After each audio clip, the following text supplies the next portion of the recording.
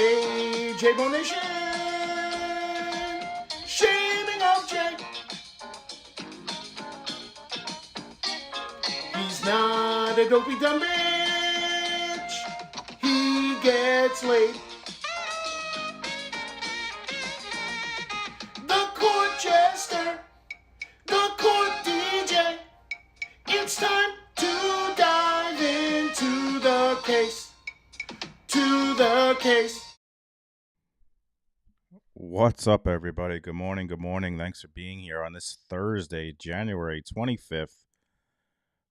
Good morning. Tracy's on kick. Sky Troop on kick. Paulie, Dizzy. I think Dizzy and Tracy are on both. I think a lot of people are on both. Good morning. Mish, Ladybird, Janet, Mia, DLV, Dizzy, Carrie28, Jersey Jen, The Sobser Hipster,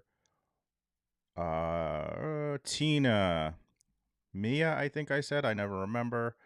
I'm not bright. Sky Troop again on YouTube. Aw Beans, Catherine, Tracy, Sweet Lou. Well, we're already ready to go. Holy shamoly. Good morning. Please be seated. Thank you. Todd, Elizabeth L, Just Mimi. Good morning.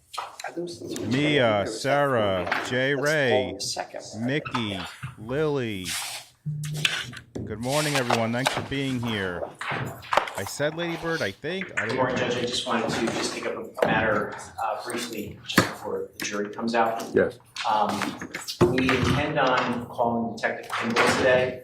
As I indicated yesterday, the first interview from the portion that we play is 2 hours and 47 minutes. So I anticipate that this first interview Stacy, is going to take up, Amy. well, certainly that'll take up at least a half a day, and then there will be direct and cross-examination. So as of right now, it's our intention to just play the first interview with Catherine. So, you know, Hey, Christopher. Good morning. To cross-examination with respect to that, and then Catherine gifting out a sub to J. Ray. So I just wanted to note that for the record. Thank you so Also, much. I had an opportunity Catherine, to you're speak with awesome. Mr. Thank Shannon you. In advance Hey, Lisa, of, sober coming hipster. out today, and I did just want to alert the court to a conversation that he and I had. And we noticed Christopher, love to hear it. Good morning and glad you're chatting. The second interview, there is reference from the defendant herself to the fact that her cell phone was seized by police. And I know, of course, the court had suppressed her cell phone back in, I believe it was October.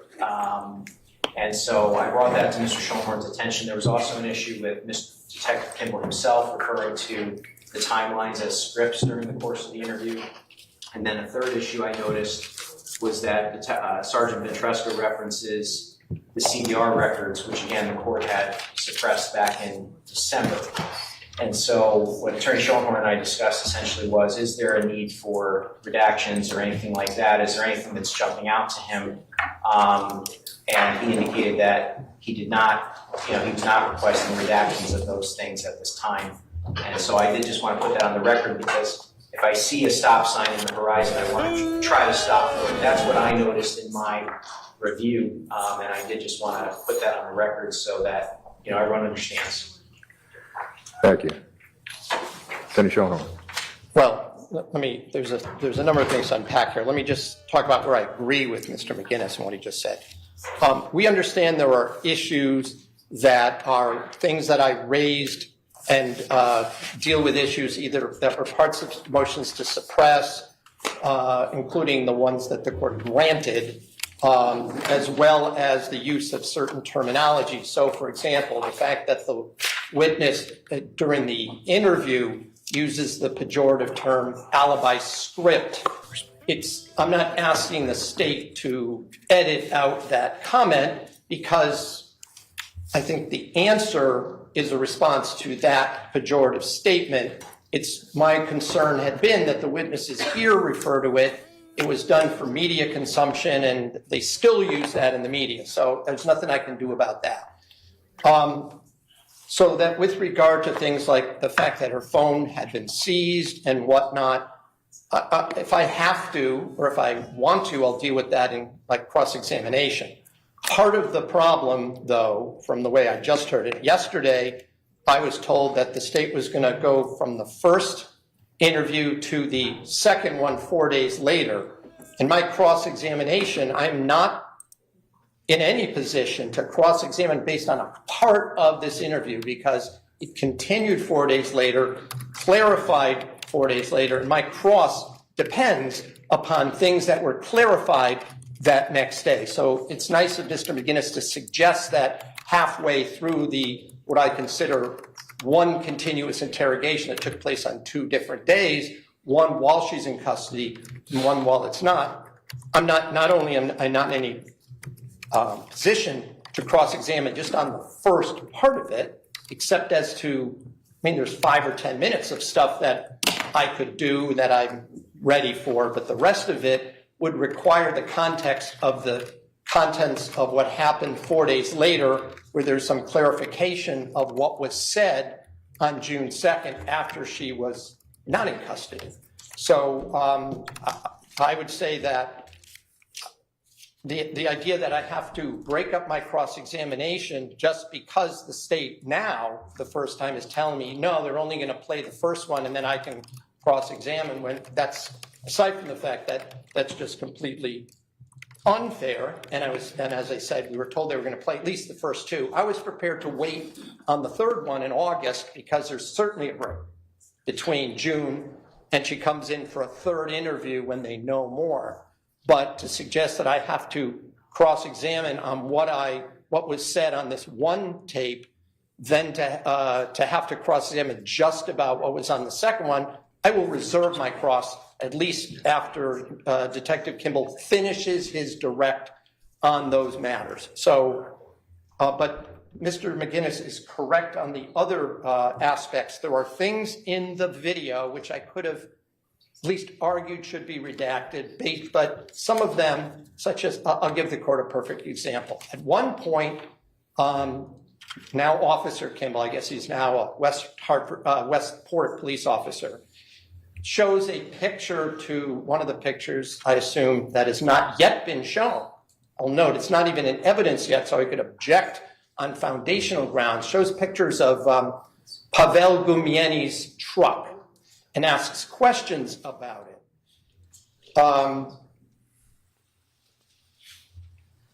And if I recall correctly, again, I don't have my notes out because he just brought this up now. I just assumed we were going to sit down and start playing videos. But at one point in the video, now Officer Kimbell, or perhaps it's one of the other detectives, maybe it's Clabby, says, you see this glowing right here? This is evidence. He says, this is luminol. It shows blood.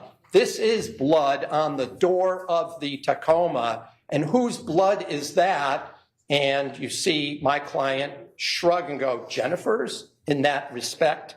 So obviously, let's be clear, it wasn't blood. One of the reasons I've been objecting to luminol coming in at all because of the Moody case is the idea it's misleading that this jury is going to think it is blood. Here is this officer telling Ms. Troconis that that is blood and assuming it's Jennifer's blood, when in fact it's not even an organic substance. It was tested, it's not blood, it has no DNA whatsoever. And as far as, you know, once you see these pictures of this truck, you can tell it's rust. But be that as it may, I'm allowing that in so that I would then, at the appropriate point, cross-examine on it. If the court had kept out the luminol discussion at all and the Castlemeyer, I might be asking for something different. But in light of it coming in, I would want to be able to indicate and cross-examine that this witness even knows that eventually, that what they knew that it had no DNA in it and therefore was not blood. I'm putting that on the record because I don't want anyone to suggest that I'm waiving an issue. I'm preserving it only in the sense the court's made certain rulings and I have to adjust based on those rulings.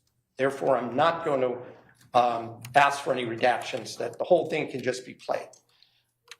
But I'm not going to agree that I have to cross-examine on part of what was said, and then, because under the rule of completeness, I believe those two interrogations should be played through the same, they're going to be played through the same witness, but should be played together, and I would insist that that happens, and then I'd be prepared to cross-examine on it. Otherwise, it's just not fair. Attorney McGinnis. Yes, Judge, so just a couple of things, because we went around the block several times there, so it sounds like there's an agreement that there's not going to be any redactions.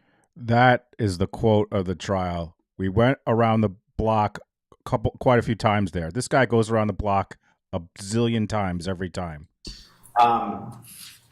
What I am concerned about, though, is something that was raised that Attorney Schoenhorn wants to deal with the issue of the cell phone being seized on cross-examination. I'm hearing that for the first time. So if he's intending on saying, isn't it true that Judge Randolph suppressed this evidence, I don't think that that's appropriate cross-examination. You can't be using these things as shields and swords to try to make the police look bad. So if that's where he's intending on going with the cross-examination, I just want to say that I don't think that's appropriate. With respect to the specific issue, yes, we did indicate yesterday it was our intention to play both videos at the same time or consecutively. However, upon reflection, which is why we don't want to get into the trap of always previewing our evidence, we're mindful of the stamina of this jury and the fact that this is going to be a lot of video to watch. And so we are electing to play the second interview on a different day, which is 3.5 hours in and of itself. I don't think that the rule of completeness, frankly, applies. Obviously, Attorney Schoenhorn can ask questions that are within the scope of direct examination. And so if something was said during the first interview that he believes was clarified in the second interview, we can take that up on a case-by-case basis as to whether or not it's within the scope of direct examination. But I don't think that there's any rule requiring us to play both interviews consecutively at this point that I'm aware of. And the rule of completeness really deals with introducing one part of a particular statement and omitting the rest. It doesn't have to do with introducing a 2-hour and 45-minute interview and then introducing a 3.5-hour interview subsequently. So the court wants to make sure it understands what the concern is. Is the concern that the interviews will be played on different days but consecutive days, or that the interviews are not going to be played on consecutive days? Is that a question? For either counsel. So in other words, well, the court should ask Attorney Schoenhorn. Attorney Schoenhorn, is the concern that the interviews on, let's call them day one and day. Krista Marie, welcome to the Bows. Thank you so much for joining. Thank you, Krista. Get the Capri Suns out. Two aren't running all today, or that one is running today and one is running next week. So the court does not understand how the presentation is going to go in. The latter concern. Now, I'll just note, we asked each one of those jurors about the idea of maybe having to sit like for a whole day and with breaks and watching video. So I just want to allay whatever concern is being raised that, well, we don't want the jury to have to watch a whole day of video. I mean, the jury spent whole days looking at pictures. I don't know what the distinction is here between looking at pictures and watching videos. My concern, I want to be clear, is a lot of the things that come up in the first video are clarified and made clear in the second one. I just don't want to have to cross-examine about things that the next day or the next hour will be made clear, and that I'm not going to ask questions about it because it will have been clarified. That's the concern. It goes to the, I get that the court has said they can call witnesses back as many times as they want, and they don't have to tell me that they're doing that. And the court has also indicated I only get 24, I get at evening before notice of who's coming the next day, requiring me to do preparation the night before. But I am not prepared to change my cross-examination based on the fact that, well, we're going to stop midway through the testimony, and then you can cross-examine, and then we'll continue. When I would say that goes directly to and interfering with my right to cross-examine a witness who's testifying about a subject. Same thing with when we had the DNA expert. There were things that I would want to bring out, but because they decided to divide her testimony, again, highly unusual to just call back experts about different items, because some of my cross would end up being, I think, redundant for that reason. However, I've adjusted to that as well. I can move, whatever I have to do that. I'm just not, I don't think it's fair, nor do I think it's reasonable that I should then, stopping after the first day of recording, say now I can cross-examine. The state doesn't want to play the whole thing, wants to, if they want to break early or whatever, or put on some other evidence that doesn't necessarily even require a witness.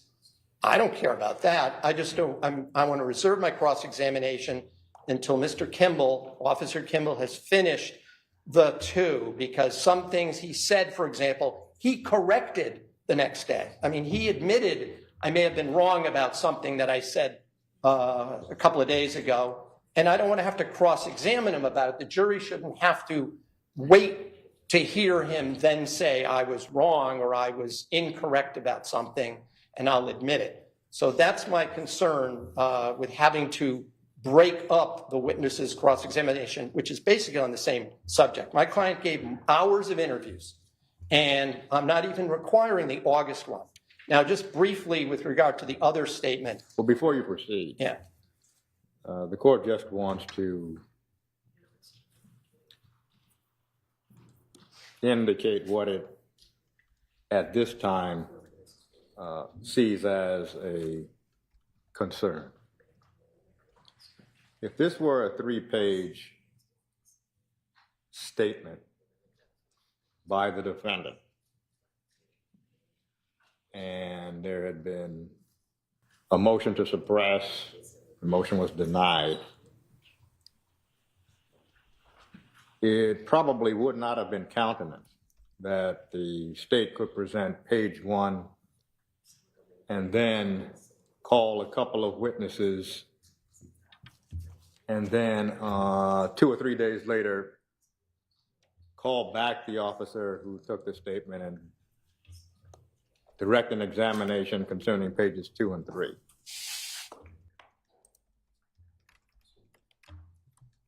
And this is the analogy that the court is drawing to Attorney Schoenhorn's concern. As a practical matter, as defense counsel, of course the jury is paying, in this court's view, very meticulous and close attention to the evidence. Just so you know, for some reason, they in court or the feed, they keep adjusting the audio level, so I keep adjusting it back. So sorry if it fluctuates. If Attorney Schoenhorn were to wait and not cross-examine the witness concerning something that is clarified later, the jury would probably come to some conclusions about the reason he didn't cross-examine. The state has the right to present the case as the state decides to present the case, but at a certain point, the balance tips. This is an irregular and unusual circumstance.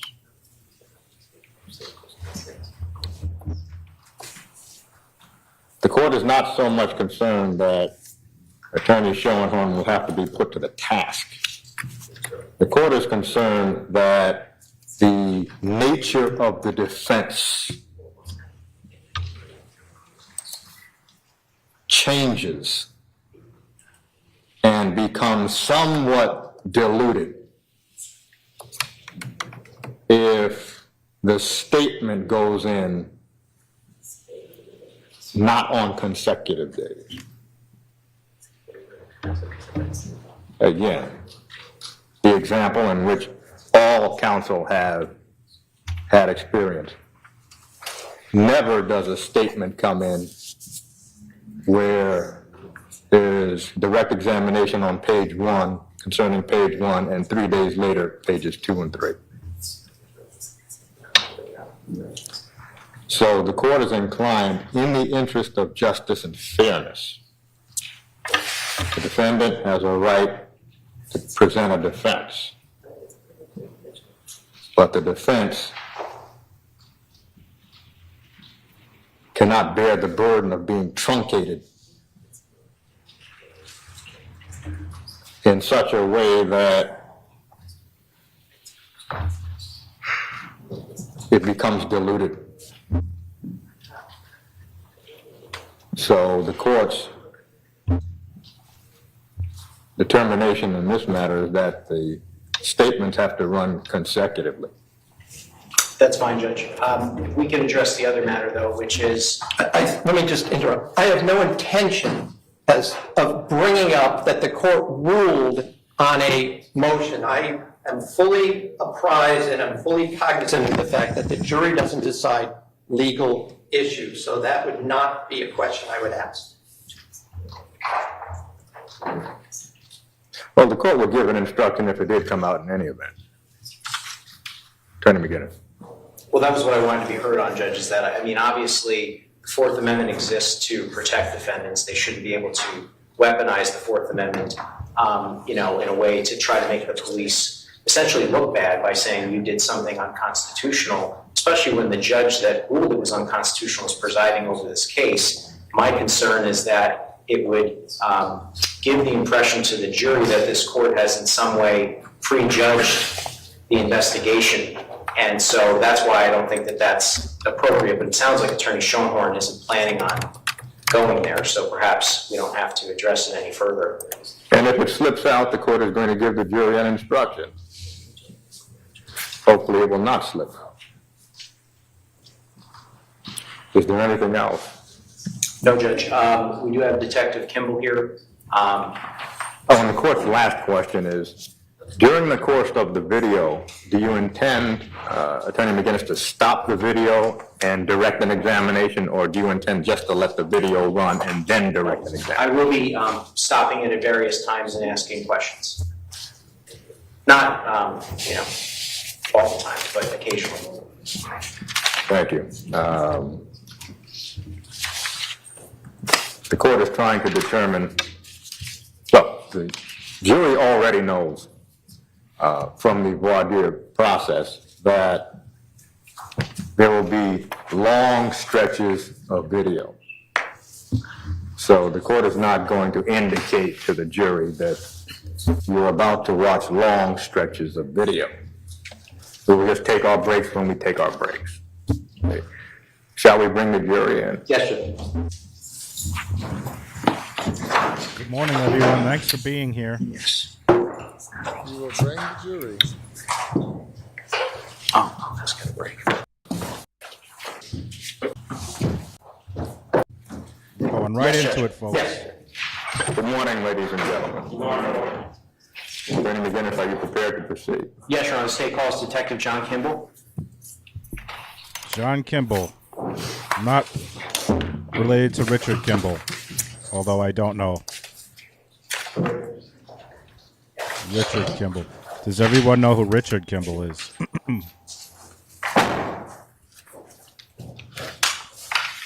Guys, we're going to be seeing interrogation video today, or police interview video. You're welcome, Sula. Thanks for being here. Please raise your right hand. Do you solemnly swear or solemnly and sincerely affirm, as the case may be, that the evidence you shall give concerning this case shall be the truth, the whole truth, and nothing but the truth, so help you God, or upon penalty of perjury? I do, yes. Please state your name and spell it for the record. John Kimbell. Last name, the first name is J-O-H-N. Last name is K-I-M-B-A-L-L. And your affiliation? No, I'm sorry. Connecticut State Police, correct? Retired, yes, Your Honor. Yes. And you may be seated, thank you. Yes, Your Honor. Detective Kimbell, good morning. Morning, sir. I'm referring to you as Detective Kimbell, but you're not in fact Detective Kimbell anymore. Is that correct? That is correct. By whom are you currently employed? Currently employed by Westport Police Department. What role do you have at the Westport Police Department? I'm a police officer on patrol. How long have you been employed with the Westport Police Department? Since October 24th of 2020. So my first question is, why did he go from a detective to a police officer? Could be any amount of reasons, although I know in the Thug trial there was a detective who was no longer a detective for some questionable reasons. So I'm curious why went from a detective to a police officer. Could it be he just moved somewhere or something? I don't know. I wonder if anyone knows the answer to that. 2. And prior to becoming a Westport police officer, you worked for the Connecticut State Police, is that right? Yes, I did. And can you just indicate to the jury what year you began working for the Connecticut State Police? I began 1998 with Connecticut State Police. Prior to working for the Connecticut State Police, had you worked for any other law enforcement agencies? Yes. Which agency was that? Orange Police in Connecticut. What year did you work for the Orange Police Department? I started in 1994. And how long did you work there for? Approximately 5 years. And so you then became a Connecticut State Trooper, is that correct? That's correct. Would you mind just telling the jury a little bit about your career path with the Connecticut State Police? So I went through the Connecticut State Police Academy, and I entered, when I graduated, I went to Troop A as a patrol trooper. I was a trooper trainee, trooper. I was a resident trooper for approximately 2 years up in New Fairfield. And I reached I then went into major crime in 2009, excuse me. And I worked first in up in Canaan, Troop B, and then I worked down in Bridgeport, Troop G. Worked there until I was promoted to sergeant, and I then went to IA, and then I went to Chief of Staff for Lieutenant Colonel Jack McCallus. And is that where you finished your career as Chief of Staff? That's correct. In May of 2019, were you a detective with the Major Crimes Unit? Yes, I was. And were you working out of Troop G? I was, yes. And since you were a detective at the time, is it all right if I refer to you as detective during the direct examination? Yes. Troop G covers what areas of Connecticut? Troop G is in Western District, so realistically we cover anything on the west third of the state of Connecticut, from the Massachusetts border down to New York, primarily Fairfield County area. Does that include the town of New Canaan? It does, yes. Did you become involved in the case of the missing person by the name of Jennifer Dulos? Yes, I did. What date did you become involved with this case? The 25th of May, 2019. How did you become involved with this case? We received a call out from my sergeant, Ken Ventresca, that there was a missing person, and we responded down to New Canaan. What was the initial role that the Connecticut State Police was with the New Canaan Police Department? Our initial role was as an assist to New Canaan Police for the missing person. Did that role evolve over time? Yes, it did. How did it evolve? Eventually, we were cast as the primary investigative agency. So basically, New Canaan and the state police swapped roles. New Canaan was still involved, but the state police took the lead on the investigation. And were you, in fact, the lead case officer on behalf of the Connecticut State Police? Yes. How did you become assigned as the lead case officer? I was assigned that by Sergeant Ken Ventresca, my supervisor. I'd like to talk to you now about May 25th, 2019. You indicated that that was the date that you became involved with the case. Yes. Where did you respond that day? I responded down to 69 Wells Lane in New Canaan. And was that where you initially responded? Yes. And when you arrived at 69 Wells Lane, what did you do? I met with Officer Tom Patton from the New Canaan Police Department, and I spoke to some of our personnel from the van that were already on scene. And did you observe anything inside of 69 Wells Lane? Yes, I did. What did you observe, sir? I observed what appeared to be some blood-like stains and on the floor of the garage. I didn't take a close look. Did you also respond to the New Canaan Police Department that day? Yes, I did. Approximately what time? Probably around, I don't know what time. Was there a command post at the New Canaan Police Department? Yes, that's where we established our command post. And would it be fair to say that there were numerous law enforcement personnel working out of that command post? Yes, that's correct. Now, can you explain to the jury as the lead case officer what your responsibilities are?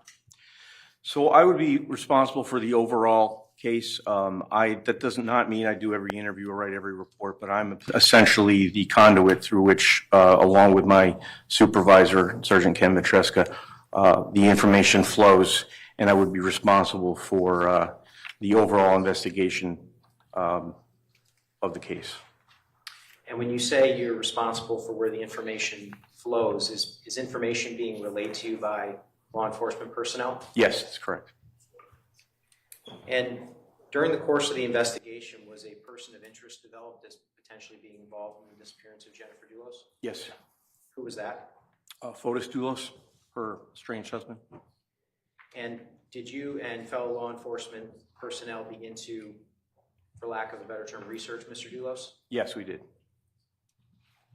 Did you learn whether or not he was the owner of a particular company? Yes, we did. What company was that? He was the owner of a construction company you referred to, named the Ford Group. You mentioned that he was the owner of a construction company. Did that construction company develop houses? Yes. And did you become aware of whether or not Mr. Doulos owned several properties in the Farmington and Avon area of Connecticut? Yes. Do you recall those properties? They would include Your Honor, 585. now, I allowed some preliminary, I didn't object, it is all leading. There we and go. Now it's hearsay, so I'm not sure this witness's testimony of what he learned, what others learned is relevant or not hearsay, and since this testimony has come out, I'm just objecting on that basis before we go too far. Well, the question was, do you know what those properties were? And through investigation, this was the lead investigative officer on the case. So investigation leads to certain information. The court is going to overrule the objection. And I did just want to indicate, Judge, that I'm going to be asking a series of questions along those lines. I'm not offering any of this for the truth at this time, but as the court knows, we're about to get to an interview, and all of this information informs the interview, and so that's why I'm asking these questions. So I'd ask for some leeway. You can proceed.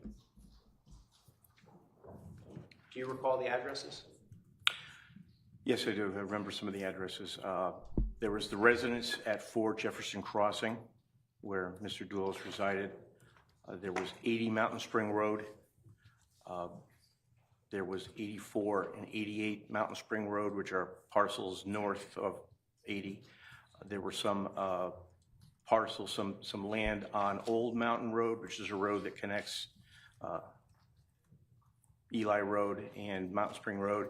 And another address is 585 Deercliff, which is very close to 4 Jefferson Crossing. You mentioned that Mr. Doulos lived at 4 Jefferson Crossing. Were you aware of whether or not he lived with anyone at 4 Jefferson Crossing? Yes. Who did he live with? He lived with the defendant, Michelle Troconis. Did he live with anyone else? Michelle's juvenile daughter. And do you see Ms. Troconis in the courtroom today? I do, the defendant. Okay, and you're indicating to your right, can you just indicate what type of shirt she has on? She has a beige long sleeve shirt. Judge, he identified the defendant. Thank you. Now, you mentioned that Mr. Doulos became a person of interest. Were you present at the police department on May 25th, 2019 when he arrived? Yes, I was. Do you recall where you were located? I was in the command post, which is on the second floor of New Canaan Police. And at some point, did you become aware that Mr. Doulos' cellular phone had been seized? Yes, I did. Do you know who seized his phone? That was seized by Connecticut State Police Detective Chris Allegro. And did you become aware also of certain location data on the cellular phone? Yes, we did. And specifically location data that placed his phone in the Hartford area on the evening of May 24th, 2019? Yes, that's correct. And did you speak to fellow troopers and detectives about something known as C4 surveillance footage, which had been seized and viewed out of the Hartford area? Yes. Did you personally review any surveillance footage? I reviewed some of it, yes. When you say some of it, I take it from your answer, you did not have an opportunity to review all of it? That's correct, yes.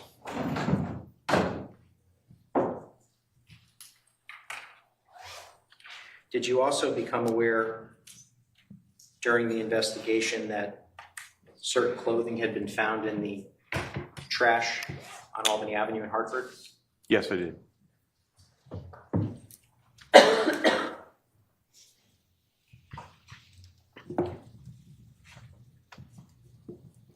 Based on that information, did you prepare search warrants for Mr. Doulos and the defendant's DNA, fingerprints, and full-body photographs? Yes. What date was that, if you recall? I don't remember the date that the warrant was signed. Okay. I know when they were executed. And to your knowledge, were those search warrants served on the defendant, Mr. Doulos? Your Honor, I'm going to object only that we just had a sidebar about getting into certain things, and now the state is opening the door to those questions about those issues. So I'm a little concerned. That is a complete misstatement of our sidebar, Your Honor, and I'd like to be heard at sidebar on this. Uh-oh. Oh, the question was, Prosecutor dude is getting pissed was big the time. warrant served? I mean, he on probably Mr. has Doulos? been, but he can't hide it anymore. I think, and my client. Well, you can approach.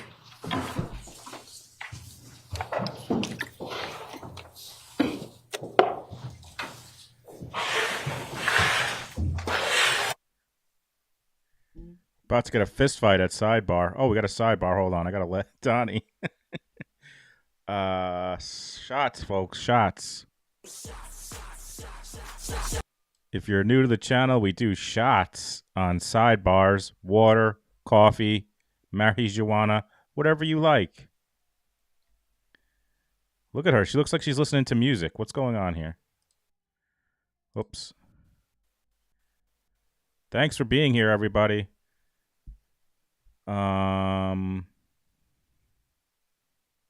Let me get the Beatles sound effect if I can find it. And good morning, everyone. Thanks for coming in. Thanks for joining us. We know you have a choice, so thanks for being here. Where's my Beatles soundbite? Drinking, smoke. Here it is. Drinking, smoking, having weed, anything you want to pick. I see Christine, Miss Wildside, is here, who was gracious enough. She won a contest on Discord yesterday for stickers, and she said send those to Madeline, and Madeline emailed me, so I'll get those stickers out to Madeline. 5 more likes to 100. Thanks for being here, everyone. Good morning, Jess Dawson. Good morning, everyone. Thanks for being here. Really appreciate you spending your time with us. This morning was a little hectic for me. I'll probably wait till the break to talk about it. We did book our next Creators Who Crush, which is exciting, our next interview. By the way, the upcoming interviews that we've announced so far, Chris Duet on Saturday, and then next Friday or Thursday, Sarah Turney. Detective Kimbell, were DNA samples taken from Mr. Doulos and the defendant? Yes. Were fingerprints taken from Mr. Doulos and the defendant? Yes. And were full body photographs taken of Mr. Doulos and the defendant? Yes.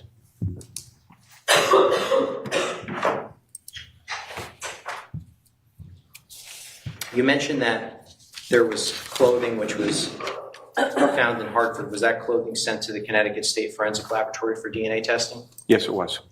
And did you receive the results? Yes, I did. Yes, we did. What date did you receive the results? June 1, 2019. And based on those results, did you prepare an arrest warrant for Mr. Doulos and the defendant? Yes. Approximately what time and what date were those arrest warrants signed? I know they were signed on June 1st, 2019. It would be in the evening. I don't know what time specifically. What day of the week was June 1st, 2019? I don't know.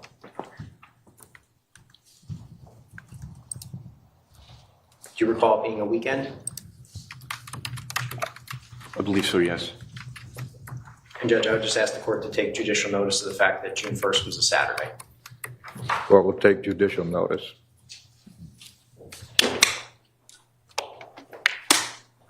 Prior to submitting the arrest warrant for the defendant, had you ever met her in person? No.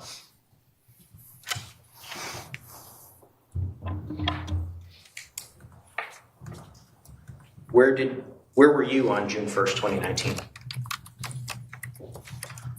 I would have been probably at the command post. At some point, did the defendant arrive? Yes. And was she under arrest when she arrived? Yes, she was.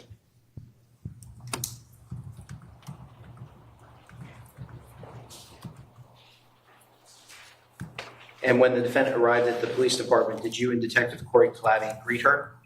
Yes. And were arrangements made for the defendant's attorney, Andrew Bowman, to come to the police department the next day? Yes. Well, Your Honor, I'm going to object because clarification. She didn't arrive on June 1st. She arrived Well, on this June is 2nd. This is testimony. That's not an objection, counsel. That's testimony, It's a mischaracterization of the evidence. Let me just object that. counsel.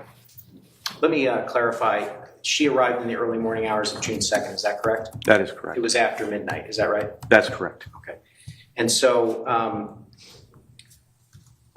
you indicated that arrangements were made for attorney Andrew Bowman to come to the New Canaan Police Department the next day. Is that right? Yes. And at that point, did you leave the police department and go home? Yes. Okay. And what was your purpose in going home? Try to get a little bit of rest. I want to direct your attention now to approximately 2:32 p.m. on June 2nd, 2019. Did the defendant agree to provide an interview? Yes. Was the defendant's attorney present for the interview? Yes. And was this the first time you had met Andrew Bowman? That day? Yes.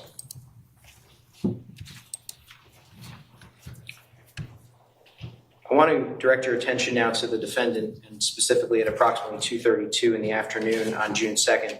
Could you describe her emotional condition for the jury? She appeared, she did not exhibit that she was overly tired. She appeared in good shape. She did not appear under the influence of anything. I'm sorry, I couldn't hear the last part of that answer. She did not appear to be under the influence of anything. When you were, firstly, did you personally speak with the defendant? Yes. And did you communicate with the defendant in English or Spanish? In English. Do you speak Spanish? I do not. Did the defendant ever request the assistance of an interpreter while you were speaking with her? She did not. Did Mr. Bowman ever request that an interpreter be present for the interview? No. Did you have any concerns about the defendant's ability to understand the English language as you spoke with her? No. You indicated that the defendant agreed to participate in an interview. Where did this interview take place? At the New Canaan Police Department. Which room at the New Canaan Police Department? It was in an interview room. Do you recall what floor of the police department? I believe it would be the first floor, ground floor. And when you say an interview room, can you describe that for the jury? So it was a room, dimensions were approximately, and these are approximate, 12 feet by 18 feet, contained a table, a chair for myself, for Detective Clavy, for the defendant, and for Attorney Bowman, the 4 chairs, and it was monitored by audio and video. And when you say monitored by audio and video, you mean it was recorded, correct? Correct. It wasn't just sort of streamed to another room, closed circuit. It was actually memorialized. Is that right? That's correct. Where was the defendant positioned during the interview? She was seated in a chair next to the table in the, if you come in the door to the far left. Where was the defendant's attorney, Mr. Bowman, positioned during the interview?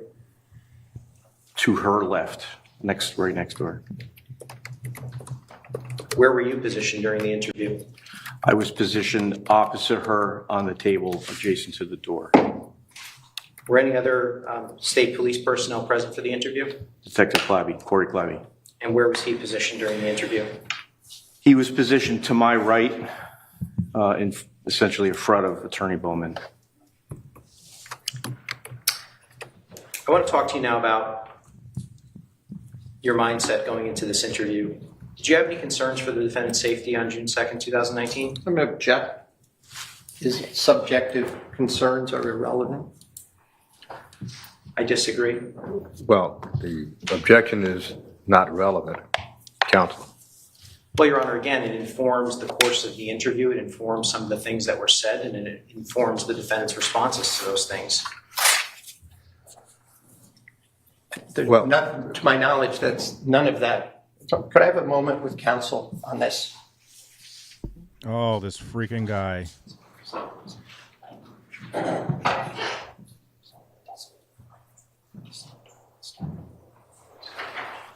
Oh, this gives me a chance to thank everyone for being here, and thank you mods for always crushing it, and thank everyone for being here and watching this with us.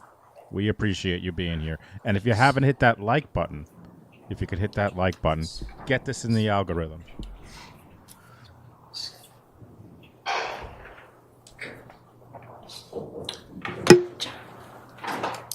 So, Your Honor, I just had a discussion with Attorney Schoenhorn, and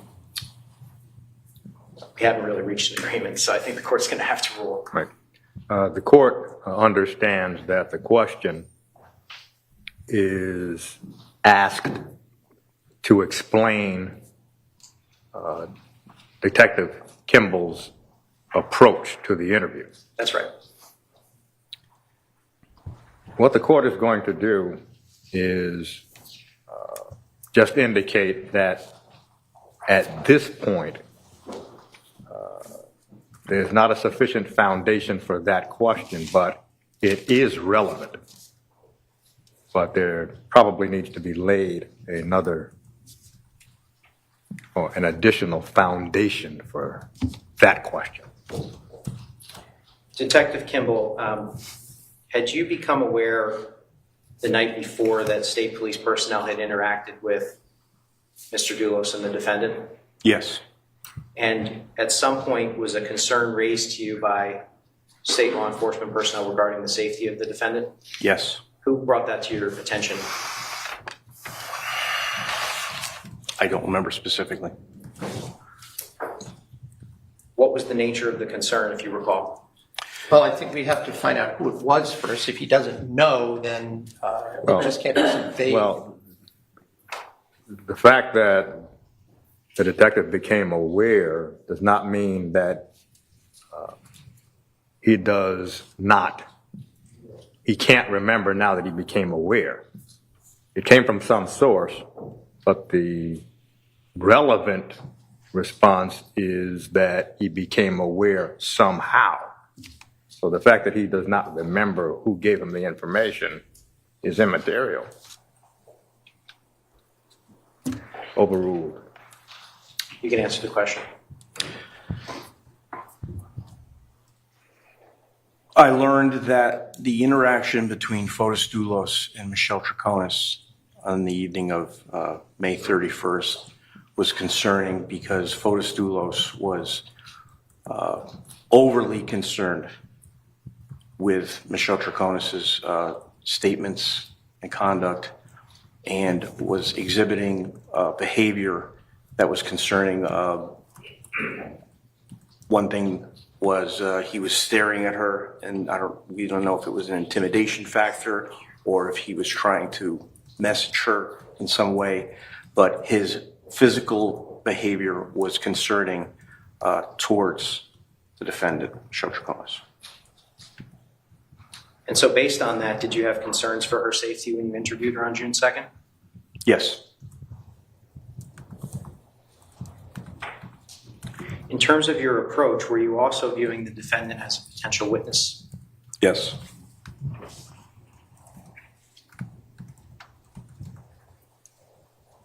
Why were you viewing her as a potential witness? Well, again, I'm going to object. This is his subjective speculation as to now hearsay, foundation, and again, just lay opinion at this point. Well, the court understands that The question is, why were you viewing her as a potential witness? As a reason to conduct the interview? So, overruled. Let me answer the question. We were aware that she resided at Fort Jefferson with Mr. Doulos, and we had C4 video of the two of them together on Albany Avenue, where Mr. Doulos was depositing trash, which was eventually related back to Jennifer Doulos. So it was our belief that she had information on the case that was pertinent. Prior to interviewing the defendant, did you read to her what are known as the Miranda rights? Yes. Are Miranda rights required to be given to an arrestee prior to questioning them? Again, Your Honor, this is a legal question. The fact that it was given and is not required to get now into the legal explanation of why or whether it should be. I'll withdraw it. Does the state police have forms in which Miranda rights are typed out in English and Spanish? Yes. And did you read the defendant her Miranda rights in English or Spanish? In English. Did the defendant acknowledge that she understood her Miranda rights? Yes. How did she so acknowledge? I asked her if she understood, and she stated yes. Did she also acknowledge her Miranda rights in writing? Yes. How did she do that? By placing her initials along the notice of rights. When you say notice of rights, there's an actual form that arrestees also fill out prior to speaking with the police. Is that correct? Yes, and to correct myself, it was a signature for notice of rights. She signed her name. Now, was this interaction captured on video? Yes, it was. And have you had a chance to review that video in advance of your testimony today? Yes, Now, the Miranda form itself, that has been misplaced. Is that right? that is correct. But the interaction with her signing the form is on tape? That's correct. May I have this marked, Your Honor? Yes. So if you're wondering why he keeps asking about English, the defense is going to make a big deal that she doesn't speak English well. That's why May I have this marked for stuff identification? came up wrong. Yes. But it's pretty clear, in my opinion, Actually, I think it could be marked as a full exhibit. she speaks English I can just just fine. pull it up. I just make sure that it's, my copy is the same. If I could just have 30 seconds, please. Yes.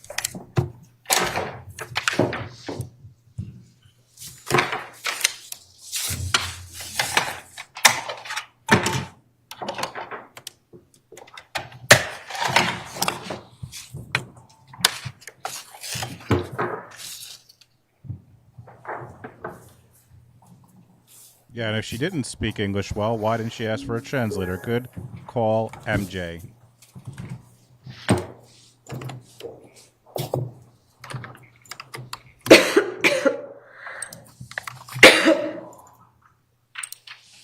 Looks like it's her attorney that's the cougher.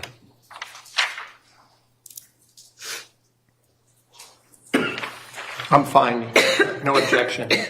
What's the exhibit number, please? Judge, this is 77. State 77 admitted as a full exhibit. All right, guys, we're about to see one of her police interviews. Permission to first publish one. 77, Your Honor? Yes. He said earlier he's going to be pausing it and asking questions.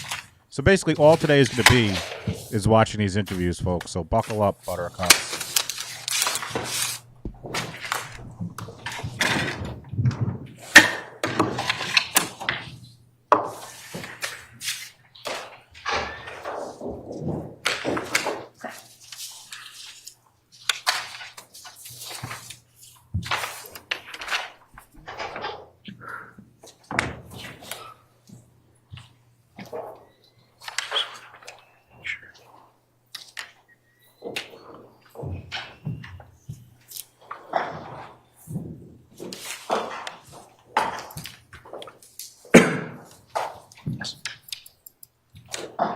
Playing State 77.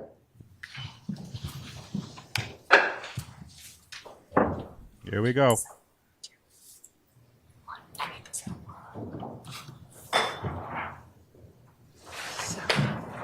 Sorry, Your Honor, if we just have one moment for the sound.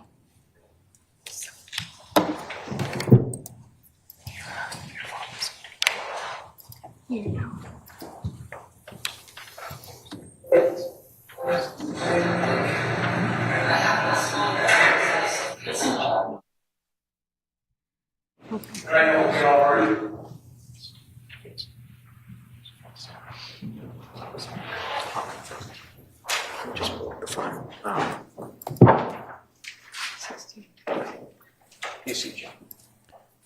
should have put like the captions, like when I make a video, they should have captions on this freaking thing. They're not.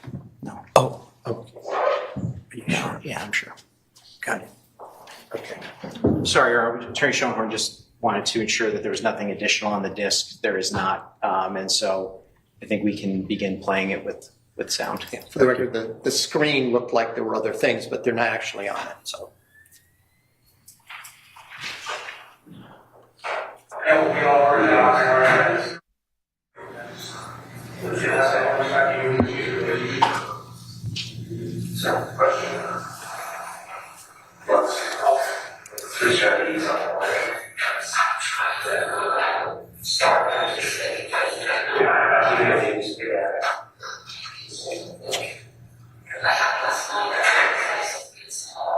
Did you have that here? No.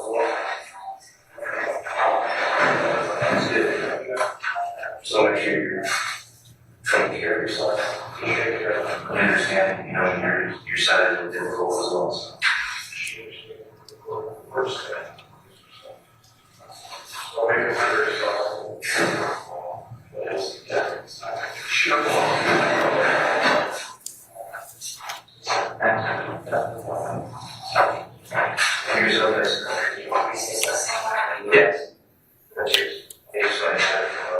All right, I guess it's time for the audio booster. Let's see if it helps. Guys, I'm boosting the audio, so just if you have your volume up all the way, I don't want to blow out your eardrums, but let's see if this works.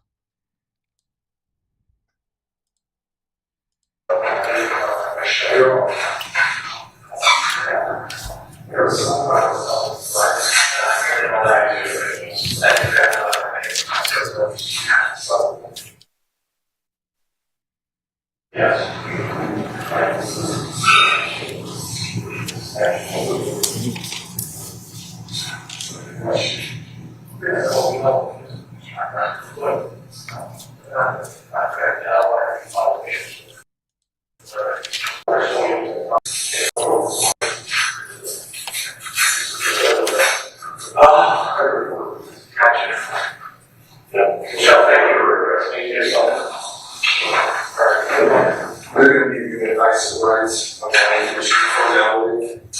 So,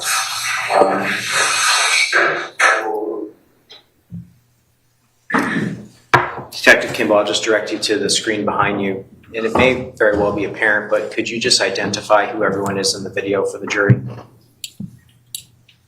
should I stand or? I'm sorry? Should I stand? Yes, sir. Okay. This is myself. This is Detective Corey Flavey. Seated is the defendant, Troconis, and standing to her left with the white shirt on is Attorney Andrew Ball. Thank you, sir.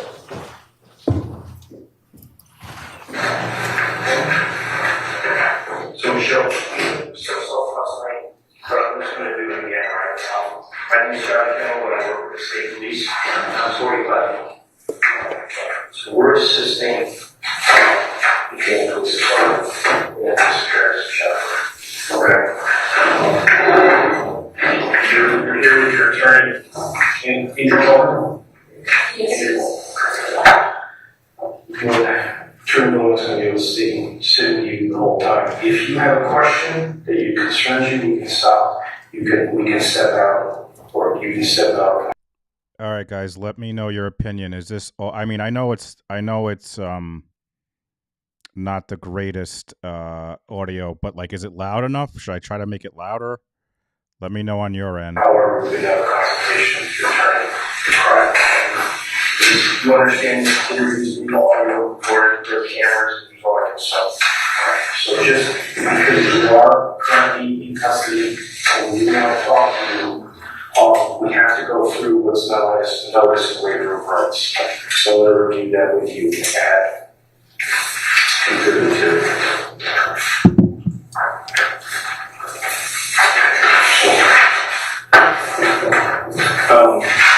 Also in Spanish.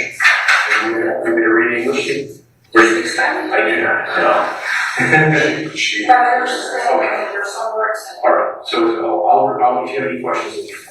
The Constitution of the United States and the Constitution of the State of Connecticut require that I inform you of your rights as follows. You have the right to remain silent. If you talk to any police officer, anything you say can be used against you in court.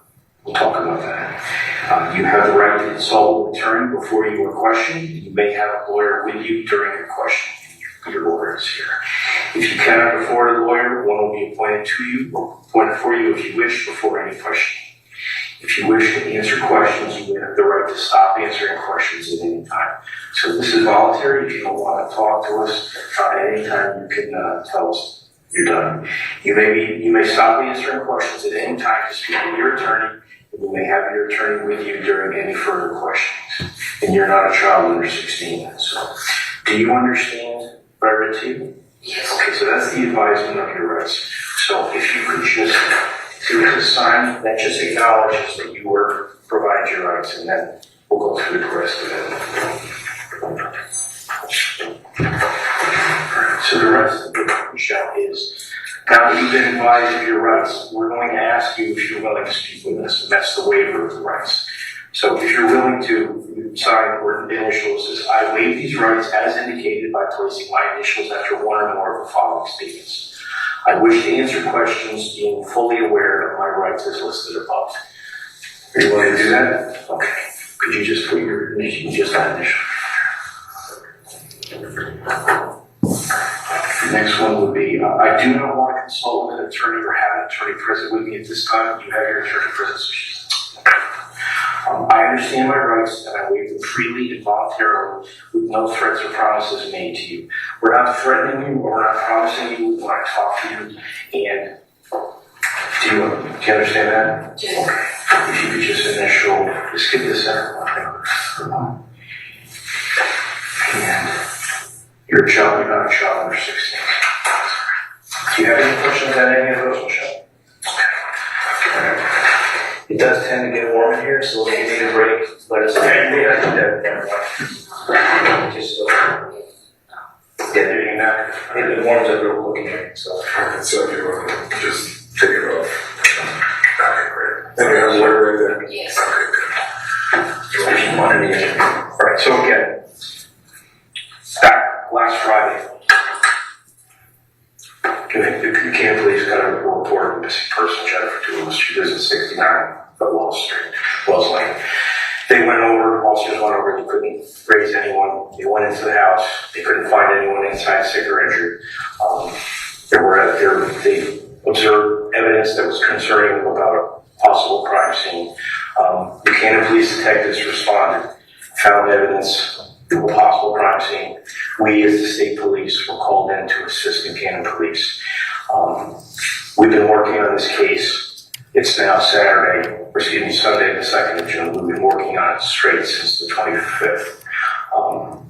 I'm going to let you and your attorney know that we have located and documented a significant amount of evidence that there was a crime scene at 69 Wells Lane. And that it's our consensus that Jennifer is still missing, and we're very concerned about the fact that she may not be missing, she may be deceased. And that some portion of that assault, which resulted in her death, took place in that house or in that garage. So, we want to talk to you. We understand that you're Fotis Doulis. Is it Fotis? Right. Yeah, that's your boyfriend? Yes. Okay. So you're Fotis' boyfriend, a girlfriend, he's your boyfriend, excuse me. We've been working on this. We've had a lot of people working on this case.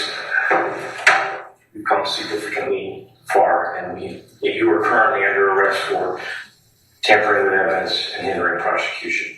That is something, those are crimes that we believe occurred after the initial crime. So we want to talk to you about what your knowledge is about the crime. What happened to Jennifer? We want to find Jennifer for her. Oh, Miss Dina, always taking care of our Kick members, gifting a sub to Afi on the Kick machine. Thank you so much, Miss Dina. You're the best. Family. She has 5 children. All right. And right now, they need to know what happened to their mother. Yes. You have a daughter. Yes. All right, so your daughter is actually the same age as some of Jennifer's. Right. And that family is being torn up right now. We want to bring some. We want them to know what happened to their mother. So we're hoping that you can help us find out what happened to Jennifer. All right. We also understand, having learned some things about Fotis, we understand that he has been described to us as a person who has a very strong personality and might have the tendency to control people and manipulate people. And it's certainly, we believe there's a possibility that he may be doing that to you, and that's how they have been doing that to you. And that's one reason that you guys are physically separated now, and you are safe. And we are concerned for your safety. If you get out of here and he's out of here, we're worried about what might happen to you. We have no specific information, but we don't want anything bad to happen to you. And I know you don't want anything bad to happen.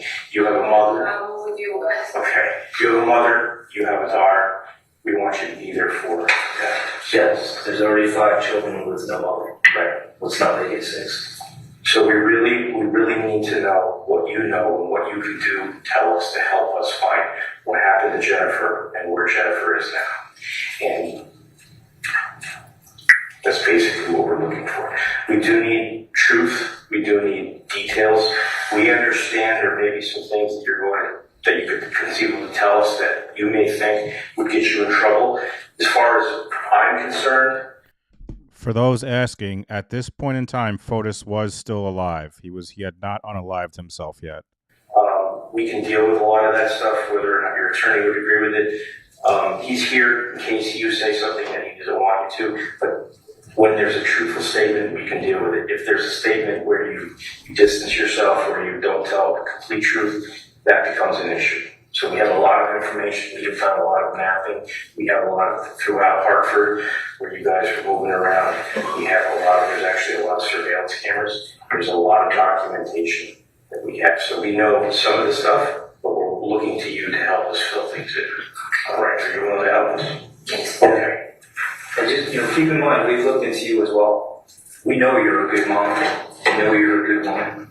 And you can look so wonderful with what you can offer us at the end of this. Because I know it's been tough for you in the media.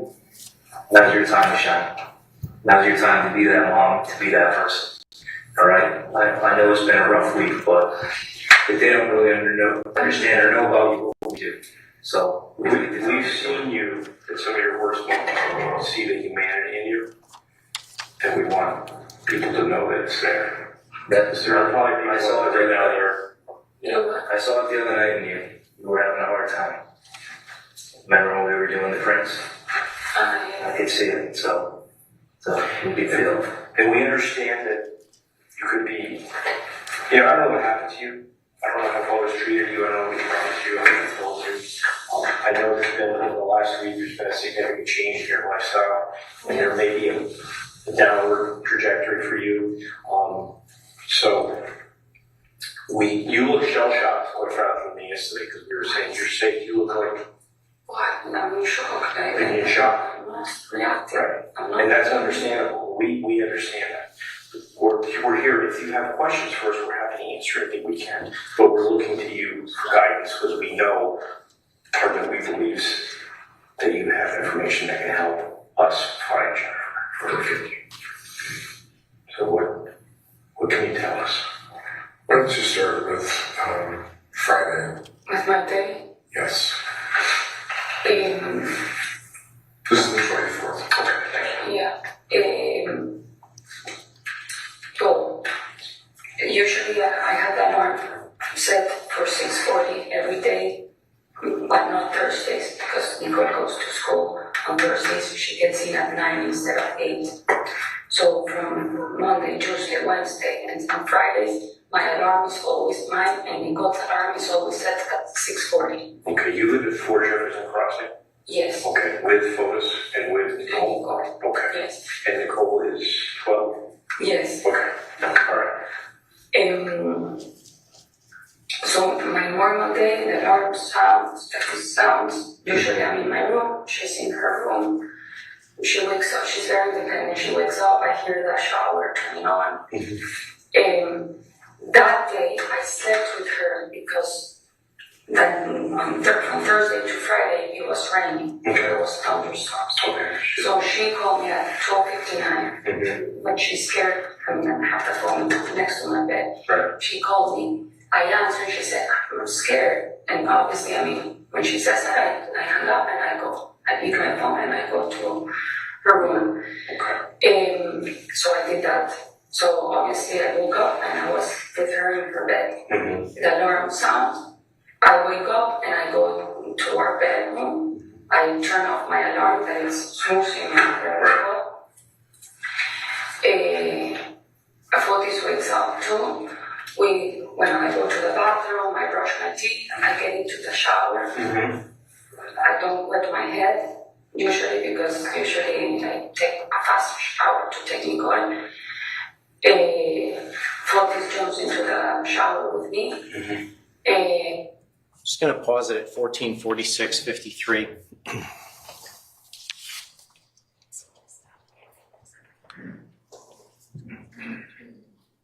Detective, the defendant just indicated to you that Fotis Doulos woke up in her presence and hopped in the shower with her. Is that correct? I'm going to object to his characterization of what was said. I don't believe that's what I heard, and it's a leading question on top of it. Well, the video and the audio is able to be seen and heard by the jury. And the question, even though it may not have been a quote, was not misleading, even unless it's the word hopped that offends counsel.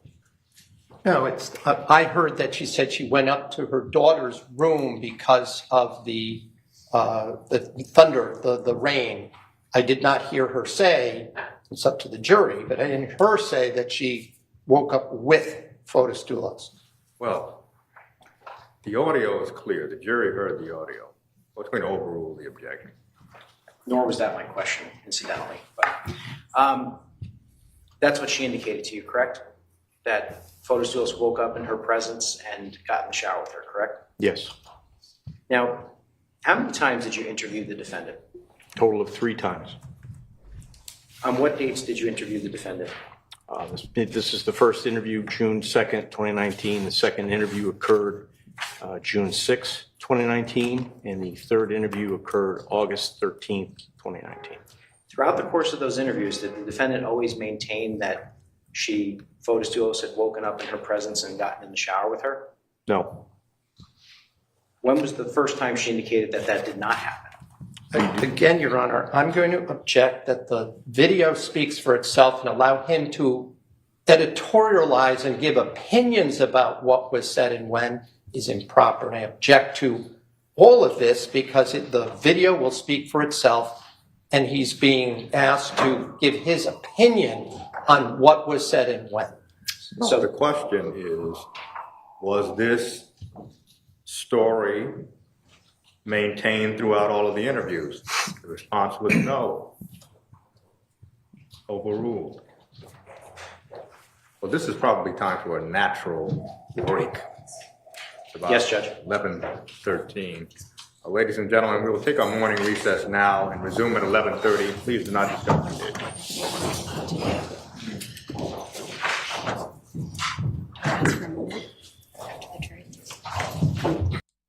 Could we just stay on the record for a minute, Your Honor?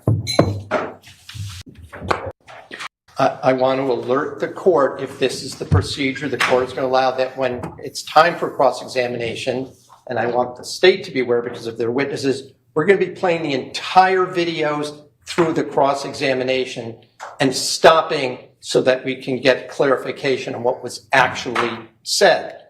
And again, I'm not saying this to throw off the state's case. I'm just saying that in light of the court's ruling, if this is the fact that this witness is allowed to characterize what's being said on the video, and for things that haven't even been said yet, allowing him to say, for example, oh, she changed her story, which I submit is a false statement by the state in terms of the question, then we're going to have to play the entire thing and stop to show that that's not the case. That wasn't my intention, but I want that to do, but I'm going to have to do that as to be able to correct this, because I believe it is an improper means of questioning a witness when there is a video. I thought he was going to be playing it through, not saying, well, didn't she just say X when I didn't hear her say that? Well, I'm a little surprised he's saying he thought I was going to be playing it through when the court specifically asked me whether or not I'd be asking questions during the course of the interview, and I answered affirmatively. So I'm a little stunned to hear that. The other piece of this, Judge, is the video speaks for itself. It's not a real objection. And he keeps making it. And so I'm glad that we're having this conversation, because nowhere in the Code of Evidence does it say the video speaks for itself is an appropriate objection. It's just not in there. Oh, I am shit. asking Detective Kimbell Spicy. about his recollection as to the defendant's version of events.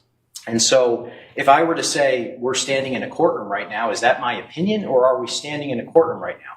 So he's certainly able to testify that her version of events changed. And by the way, Judge, they're the ones that insisted that we do both interviews at once. Okay? You'll recall that. We have to do both interviews at once. My cross is prejudice, the confrontation clause, all these sorts of arguments that were made this morning. And now they're trying to essentially prevent the state from discussing both interviews.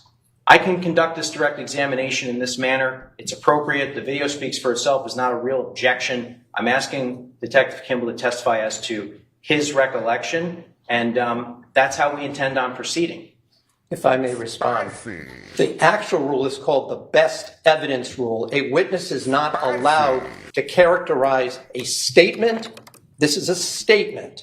The common terminologies, it speaks for itself. That's not in the actual Code of Evidence, but the best evidence rule is. So when I hear Mr. McGinnis say we can do it however we want, that's also not in the rules of the evidence. The court has a certain amount of discretion. I'm not saying he can't ask any questions, but he's not permitted under our rules to be able to characterize what is being said or whether it's different than what is being said at a later time. That's my concern, and that's why the rules do not permit that, specifically the best evidence rule, which is a form of a... Before we proceed. I'd like to be heard on that. The prejudice is in mischaracterization, not characterization. If counsel decides to characterize what we say, Oh shit. Jennifer upgrading to Super Bows, and that gives me that. First of all, thank you so much, Jennifer, and that gives me a second to plug Super Bows. Anytime I find stuff online, court documents, like on Twitter or other websites, I post it to Super Bows. So if you want, like, for example, I posted Tayo Toys on Twitter, has a website that he put out, and it's awesome. Breaks down all the vehicles. So I posted that for the Super Bows. It has all the vehicles. It links to the court documents. So if you're part of the Super Bows, you will get that. Thank you so much, Jennifer, for upgrading your membership. That can be made that was a mischaracterization. But the fact that it's not a direct quote doesn't amount to a mischaracterization. And I also post them to Patreon too. Why is this pausing? What happened to the... Why is there no volume now? Are they kidding me? What the fuck?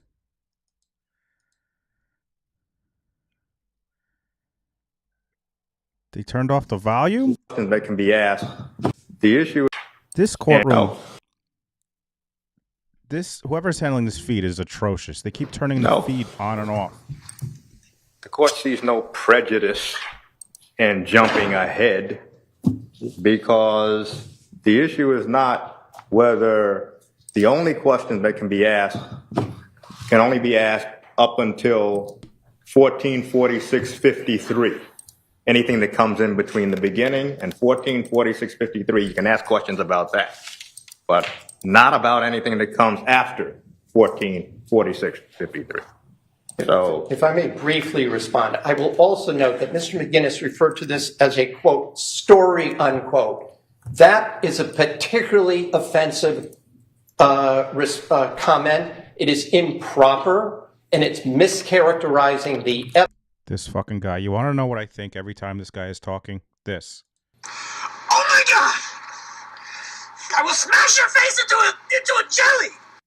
Evidence for him to even use that term is an attempt to disparage what my client was saying on the stand by referring to it as a, quote, story, unquote. we can use the word account. And I just also want the court to be aware that there may have been certain things that my client said differently later, but it was after, as it will later come out, that this witness, and has admitted that at a previous hearing, was lying to her about what information he had, and therefore she answered perhaps differently. But changing the story is a false dichotomy. It is improper, and I ask the court to instruct the state that it cannot use that kind of terminology. May I be heard, Your Honor? I'd like to respond to some of this, beginning with the best evidence objection that he just made. He's completely wrong about that. Number one, we've introduced the video itself, so the best evidence rule has been satisfied. Number two, I'm asking Detective Kimbell as to his recollection. I'm not offering it to prove the contents of a video. So his best evidence objection, the video speaks for itself, falls flat on its face. That's point number one. Point number two, judges, I don't even recall using the Holy shizzle. This prosecutor has had it with this man, as we all have. word story. Now, if I did, I can certainly use the word account going forward, but I don't even recall using that word.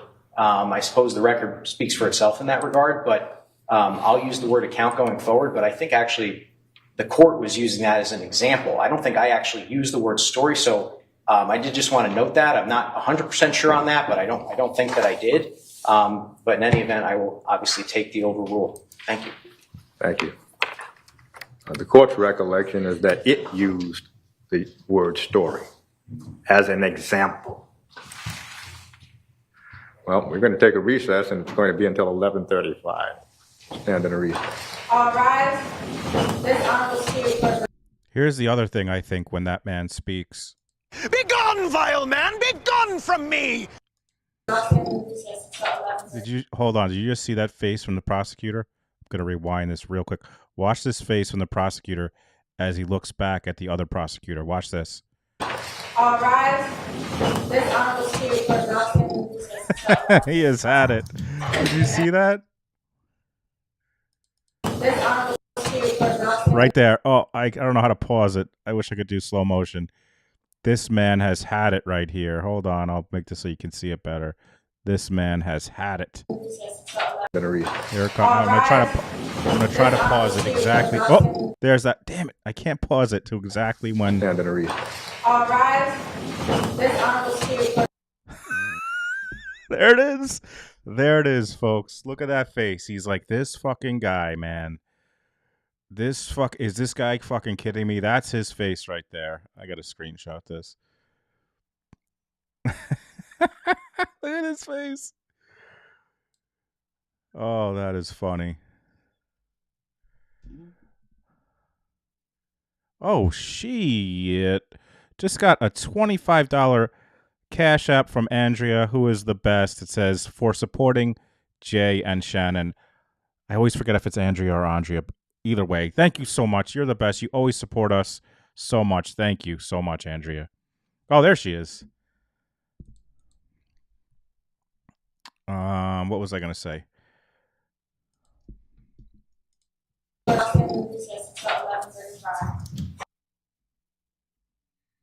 All right, so we're on break for 12 minutes. I could tell you about who we booked as our next guest, folks. Our next guest for our first of all, if you're not familiar, we're going to have next Thursday. Well, first of all, this Saturday, Shannon, Saturday Psych with Chris Duet, 8 p.m. we haven't done as many interviews as we did back in the day, but we're starting to get some new ones. This Saturday, Shannon and Chris. It's not really an interview. It's a panel about Black widows. So you don't want to miss that Saturday at 8 p.m. Eastern. Make sure you're subscribed to Shannon's channel, which is Mindful Crime Couture. Brooklyn just put in the link. Hopefully it works. Or she put in the command. Hopefully the command works. And then there it is. There it is. And then, folks, next Thursday, Sarah Turney. We're very excited to have our next Women Who Rocks. And then, folks, we just booked our first Creators Who Crush, which was set up to us by Chris Duet, because he knows the guys who created several podcasts. Are you guys familiar with the podcast Missing Maura Murray? Are you familiar with the podcast Crawl Space? Are you familiar with the podcast Missing? Are you familiar with the podcast Dark Valley? Tim and Lance from Crawl Space Media are coming on the show. They booked February 8th, I believe. Yes, February 8th. They are going to be on to our next Creators Who Crush. So we're super excited. And that was set up by Chris. So February 8th, Tim and Lance are coming on with us. We are very excited about that. And that was set up by Chris, who knew them. So thank you to Chris. And we're excited for that. Now, let me tell you guys why I was not ready today to, I was like, this morning, by the way, for folks just coming in, we are on break for about 10 more minutes. 10 more minutes. I was like, this morning, I was like not ready to go. I was pretty flustered. And the reason being, I watched the opening for the Jennifer Crumbly case. It's an interesting case. And by the way, I did have people who want me to cover, like asked me to cover it. But for those who are new to the channel, I don't cover, or I haven't, I wouldn't say never, but we haven't covered any cases with children. And I just don't know. Excuse me. I don't know if we ever will. I don't know if I can handle that. And this one's a school shooting case, but I did watch the opening statements. And did you guys watch the opening statements of this case? I saw that this defense attorney started the opening statements for a school shooting case. Well, I'm going to show you guys because I made a short of it. And I knew I wanted to get it out like immediately. Look at this opening statement from this defense attorney.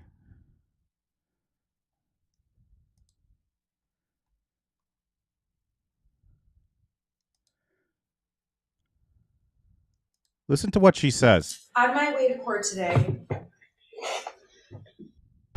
Whoops. On my way to court today,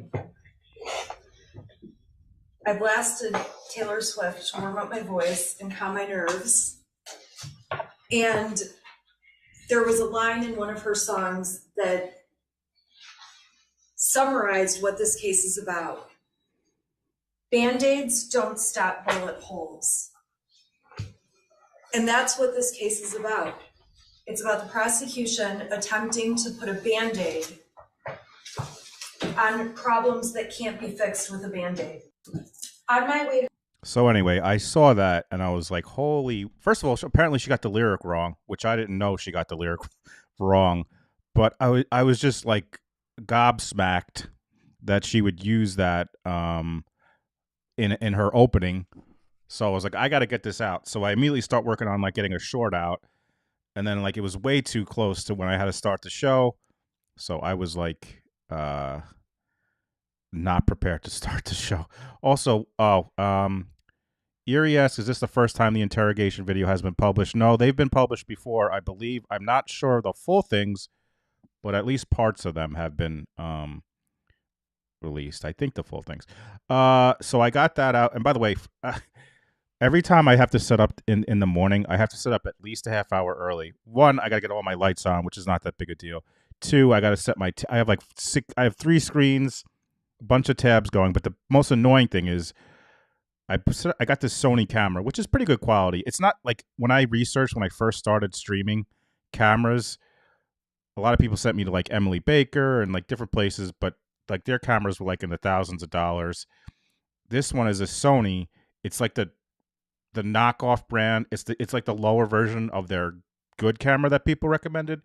It's a good camera. The issue is I don't know if it's because I have a Mac, but every morning it won't hook up to my program, and it just shows like this error that says it's not working. So I have to like restart my computer. I have to like turn stuff off. Anyway, sorry for bitching. That's why I was a little unprepared this morning. But you guys are all here. You're all awesome. Thanks for being here.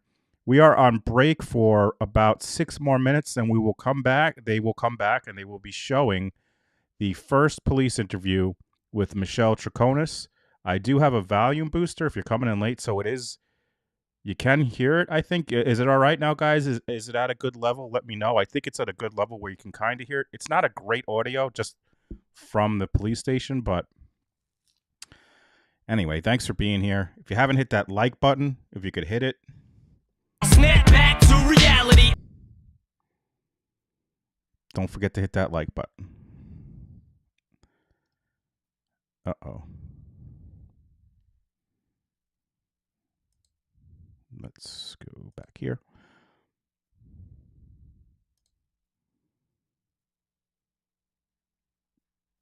Thanks, Stephanie.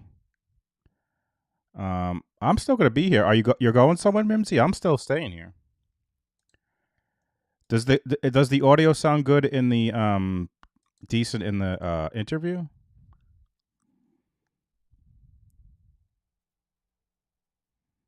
Missy Mayhem says setting up is hard. A whole new respect.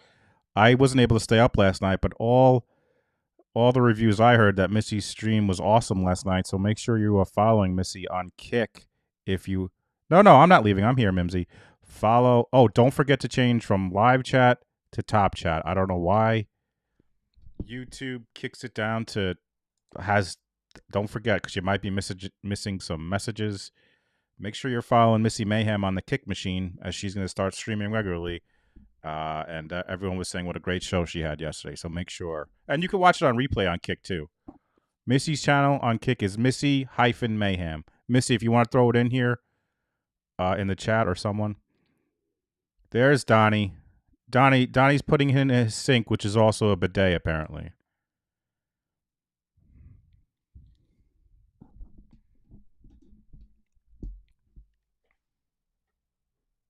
I don't know if Deja's here. Thank you. Janet just shared it. I don't know if Deja Vu got me this J-Bo Nation pint glass. I love me a pint glass, so always thank you, Deja. So, guys, if the next 2 days is going to be these police interviews. By the way, speaking of, I did a poll for Super Bowls and all our patrons, and I asked you guys, because tomorrow in the afternoon, the morning one is not being streamed, but in the afternoon, there is a Brian Koberger hearing.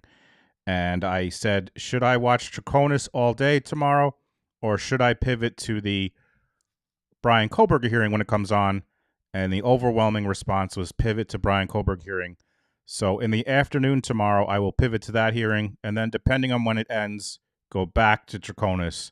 But I believe that'll be 2 Eastern will be the Brian Koberger hearing. They're having 2 tomorrow. Only one is streamed. I don't know what their deal is, but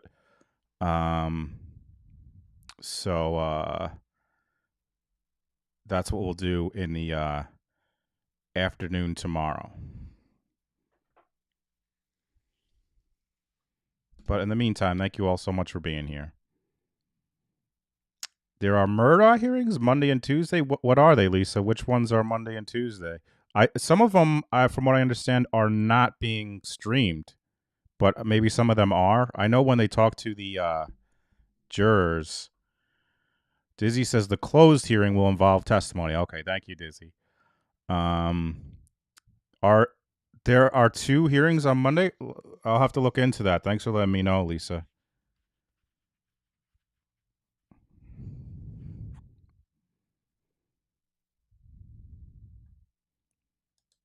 Syncs coming way of email bound. Stay tuned, Chris Duet.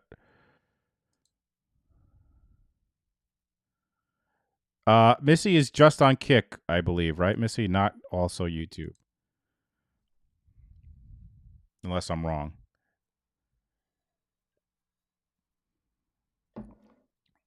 And if I saw correctly, Missy is more than halfway to getting 75 subs, and then a certain amount of hours, and then she'll be monetized over there. So that's exciting.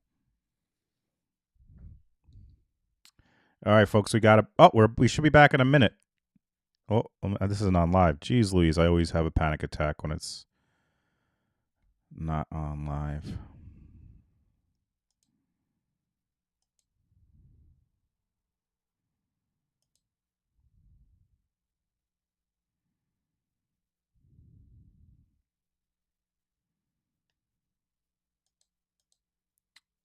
I'll have to check that out, Lisa. It'll definitely be streaming. I might have to check that out. Thank you for letting me know.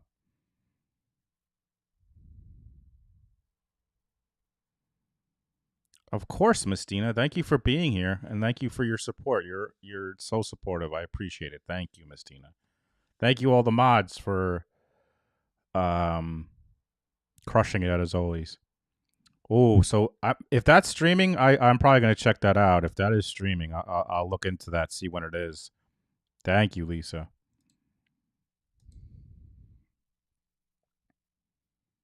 By the way, if you're watching, if you're on YouTube, I have a wish list. I haven't even talked about it in forever. It's like an Amazon wish list. It has like dog treats and stuff. If one way to support the channel, if you want to. I have that pinned. There's also some stuff that's like, I don't think anyone's ever going to buy, but I figured why not put it on there? That's what it is. It's a wish list, right?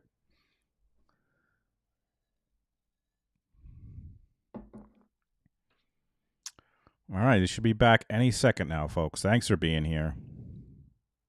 Steve-O, is Steve in here? Does he have a stream tonight? I assume he does. But he said he was working today, so he might not be able to answer. But when he comes back in later.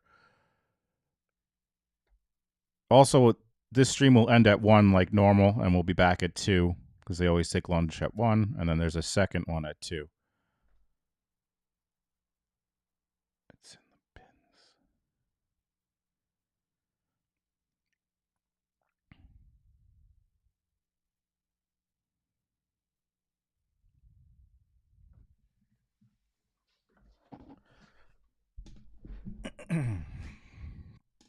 Should be back any second now.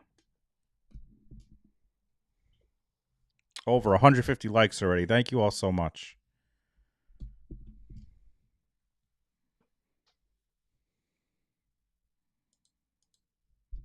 Good question. Dizzy Bo confirming what Lisa said. 2 hearings next week, 129 and 130. What do you guys think? We should watch those hearings if they're streamed? What's the consensus in the chat? I'll probably do a poll again, but what's the consensus? We watch the hearings if they're available? Oh, the link doesn't work? Please be seated. Thank you. Oh, no, I think it works. It should work. All right, we're back. Judge, I just want to clarify something. I believe that here we go. Mr. McGinnis is correct that I think Your Honor used the word story, not Mr. McGinnis, so I want to correct the record about that. But at the same time, I also want to note, I want to emphasize, this is not the court reporter's, or this is the state's own version of the transcription of this passage.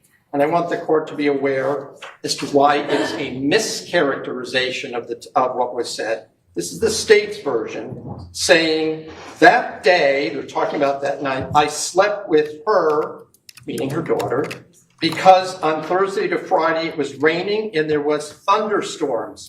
And Officer Kimbell says, okay. So she called me at 12:59 that she was scared. I mean, I have the phone next to my bed. Then she says, she called me, I answered, she said, I'm scared. And obviously, I mean, when she says that, I hang up and I go. I leave my phone and I go up to her room. So I did that. So obviously I woke up and I was with her in her bed, quote unquote. So when Mr. McGinnis states, she said she woke up with photos doulos, that's a mischaracterization. It's why I'm objecting to these kind of questions. It's falsely suggesting something that's clearly, and I'm reading from their version, ours says the same thing, but I didn't want there to be any dispute about what was said. That's why I'm concerned by allowing the witness to characterize what's actually being said and why that's a problem, not only a due process problem, but allowing him to say things that are not actually in the document. And that's why it looks like I'm going to have to play this and stop it every time this happens. So, Judge, the only mischaracterization is Attorney Schoenhorn describing my question. Yeah. What I said, my question was, did Fotis Doulos wake up in your presence? What she told the detectives was that she went in the room, Fotis wakes up. That's what she said. And that was my question. I didn't say whether she woke up with Fotis Doulos. So the only mischaracterization is his characterization of my question. So I'd like to get on with this. I'd like to get on with this. That's not in here either. What he just said is done. not. Well, the jury is going to, in deliberation, the jury, well, first of all, jurors may be taking notes. They can ask for playback of anything, including the video. So to essentially make sure the jury hears exactly what counsel wants them to hear is not an efficient use of the court's time. The jury can hear, we do not know if any juror can take shorthand. So whatever the jurors hear is what they hear. Just because there may be a mischaracterization, that can be objected to. That is, the mischaracterization can be objected to. But making sure that the state quotes exactly what is heard on the video is not a good use of time. The objections can be made concerning mischaracterization. And Judge, I just want to be heard briefly also. So page 16 of the transcript of 201. Mr. Troconis, the alarm sound. I wake up and I go to our bedroom. Male, Mr. Troconis, I turn off my alarm and it's snoozing. And there's sort of clanking, inaudible, 1356. Detective Kimbell says, right. Mr. Troconis, A, Fotis wakes up too. Okay? So the idea that did not say in his presence. That's the concern I have. Well, the court is going to call the jury in. If there's an objection as to mischaracterization, the court will hear the objection. The court did not hear the mischaracterization. So if that was the objection, that's overruled. And bring the jury in. You will bring the jury.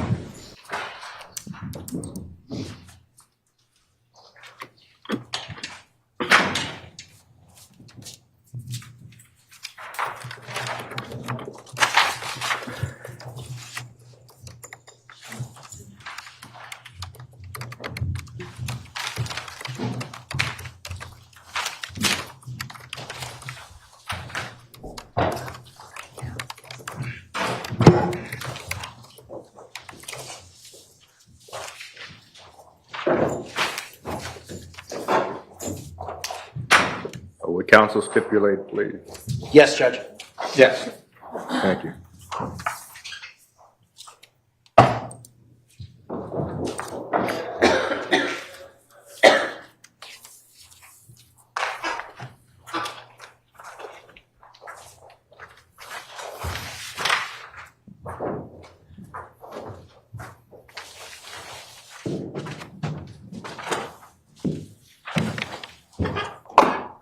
Good morning again.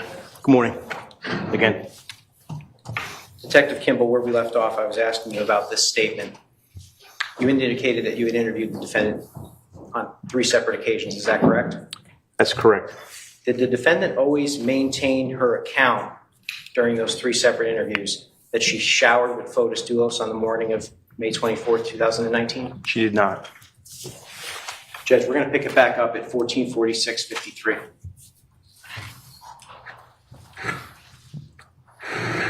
Got me in the shower. I get out, I shower, before I go usually to the bathroom, I go to pee, I have my period, and I have it, which is weird, I've had it like for more than 9 days. Right. I guess the stress. So that is actually, that's the first thing I do, then I shower. I usually put like light clothes, exercise clothes, leggings, or sweatpants, or a black sweater because it's been cold. I go down, when we go, I ask her what she wants to eat. She says usually it's an omelette with cheese or waffle. The day before, I peeled some oranges and carrots because she was going to take for the school for a project juices for 10 girls. So I go down. She helps me squeeze the oranges in the machine. I put it in a big thermal that we have, the whole juice. I don't know if her or me, we have a white cooler. I take the ice from the freezers down, I pour it in the cooler, and I put the thermal. Obviously, I didn't close it well, so at the end it spills, but not now. I do the omelette. She eats, and then we go to school. I grab normally the keys in the drawer where all the keys are. What car are you driving to school? The Cherokee. I work the Cherokee. Yes. What time do you leave for school? Usually around in between 7:28 to 7:40 at the most. But that day we were like maybe probably 7:30, 7:35. But again, the neighbors have a camera in their house. You can check exactly. So that's fine. Okay. I drive, I do my same circuit to go to the school and to my Every Walker. Okay, thank you. She goes down. I give her a kiss. She closes the door and then I'm like, the cooler. So I put the window down. I say, Nicole, the cooler. She's like, oh, I almost forgot. She opens the bag. And she takes the cooler, the cooler, she goes to the middle, to the class or at school. I go back to the house, and usually I arrive around 8:15, 8:20. I'm normally in the house.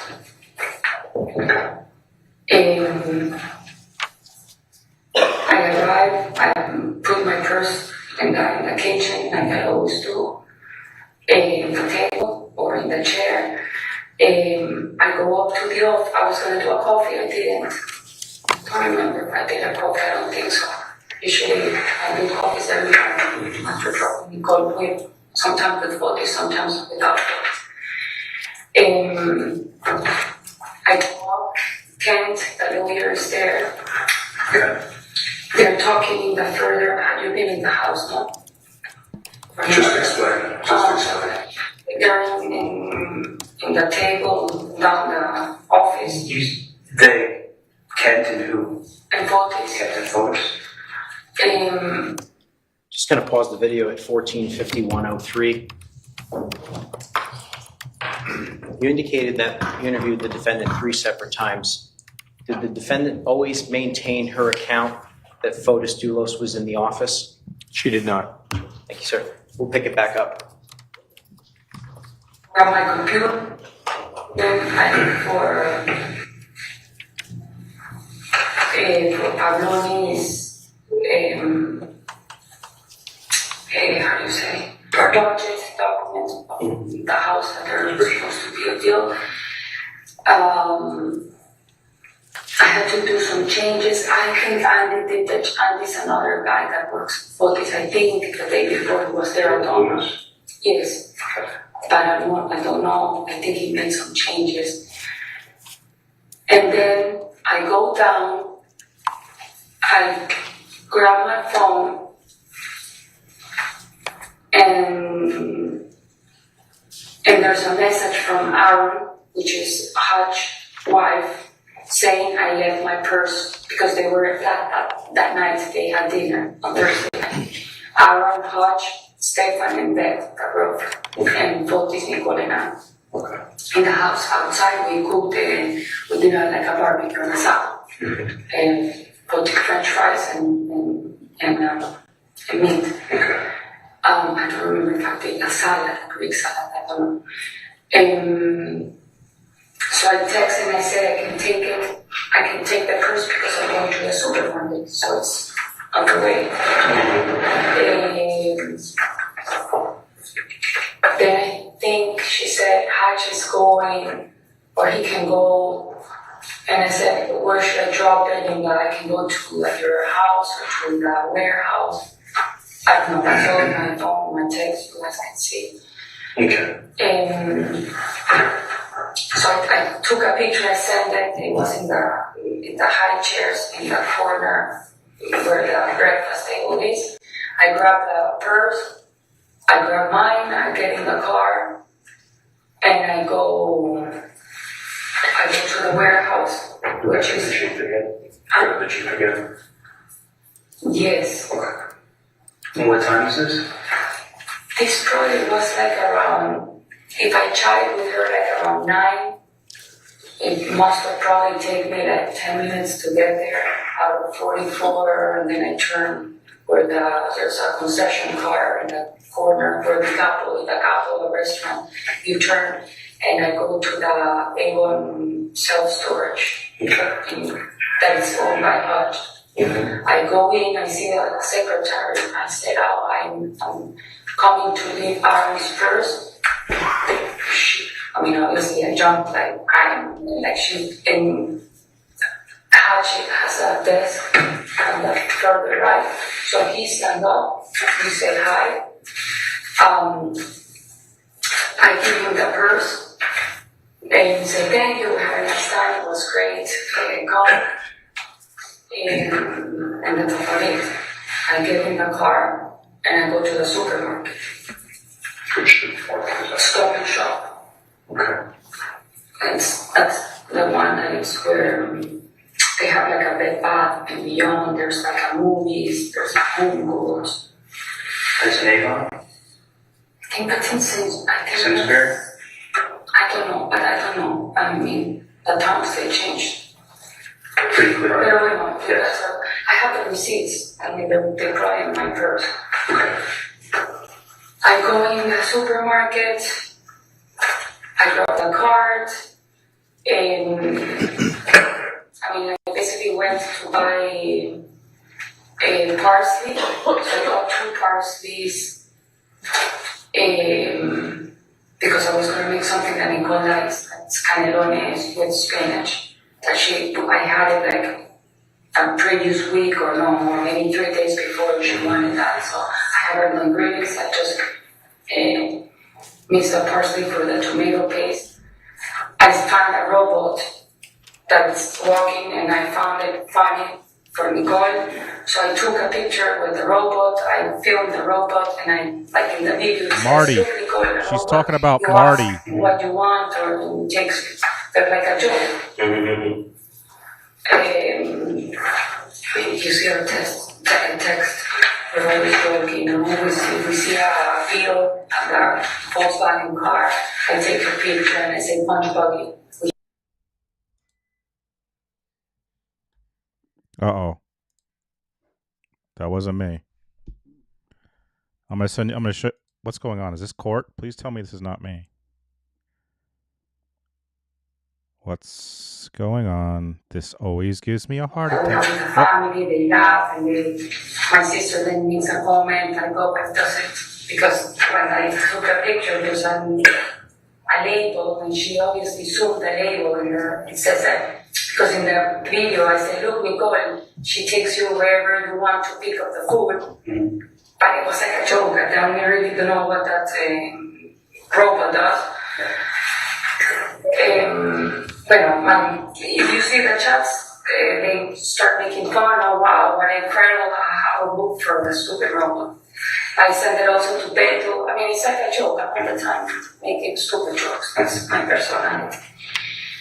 When I pay, I go to the house. I put everything away. What time do you think you got back to that? Just real quick for the folks, when she's taking a selfie with a robot and Stop and Shop, which is familiar to me but probably not to everyone, this is what she's talking about. She took a selfie with this when she was not at all trying to set up an alibi. She just randomly went to Stop and Shop and took a selfie with this robot that's called Marty in Stop and Shop that my kids think is part of AI taking over the world. Anyway, I just wanted to let you know that's the robot she's talking about that she took a selfie with, not at all setting up her alibi. Probably between maybe 10:30 at the most, because No word if she bought Fabuloso. I guess we'll find out. the way I spoke with Pedro, my friend, real name is Clara. She was leaving me that night at 7, around 7 more or less, from Boston to England. I talk with her every day. Usually we stop in dorms and we have a... By the way, the only thing to do at Stop and Shop other than food shop is to meet your weed dealer in the back of the parking lot. Otherwise, that's the only thing you do at Stop and Shop. Coffee or breakfast, or I go to the shop. And because I gave her some drugs, she sold some drugs, so she needs to give me some money. And she says, well, why don't we meet at 11 in the shop? It's called the Lighthouse Concepts and Design Store. It's in Simsbury, where all the old brick construction. And I think there's a pub called Red. And you're meeting who there? Beto, my friend. Her real name is Clara. So she said that I'm just going to stop by for a little bit, because then she was heading to the airport. I get there. Can I go back to when you were at the house dropping off the groceries? Yeah. Was anybody at the house besides you that you saw? Was Fotis home? I didn't see, but the car was there. So which car? The Suburban. The Suburban was at the house? Yes. Okay. The Raptor at the house? The pickup truck? No. No? Okay. And who normally drives the pickup truck? Between me and Pablo, or sometimes Fotis, but the way they have it, or what Fotis has a plan, is that to not put so many mileage in the cars. Pablo usually takes the Jeep, and I'm in between the Raptor and the Suburban. Okay, so let me just, so you have normally the cars are the Raptor, Suburban, and a Cherokee. and you're normally... I drive the 3. No, I don't have like a okay. line that's mine. It's like we all use the 3. Okay. But Pablo doesn't use the Suburban. He's always in between the Raptor and the Cherokee. The Suburban, for sure, when Fotis has the kids, he uses it because it's the only car. Was Pablo in the house early in the morning when you saw Ken and Fotis? No. No. Was when you left to take Nicole to school, was the Raptor at the house or was it gone?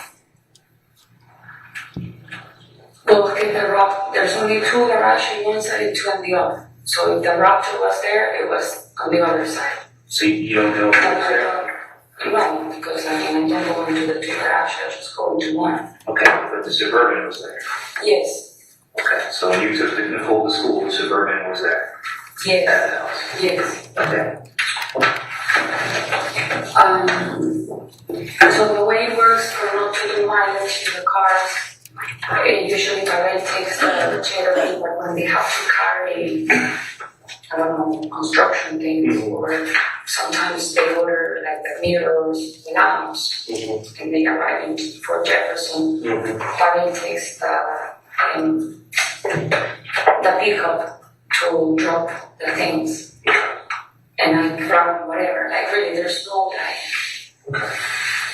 So, where was I?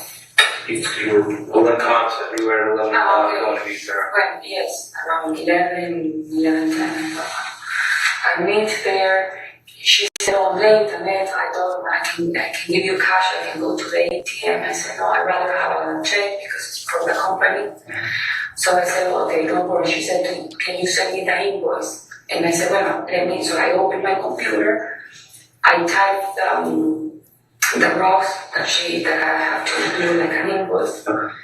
I sent the email, but the Wi-Fi doesn't work, so it stays like in that it wasn't sent. So when I say, "Have a nice trip, we'll talk later," blah, blah, blah, I get into the car and I drive to the house. And usually I open my computer. I spend a lot of around by 12 for sure I was in the house. Okay. Was anyone else at the house? Yeah, I mean, I had lunch with 40s, but later,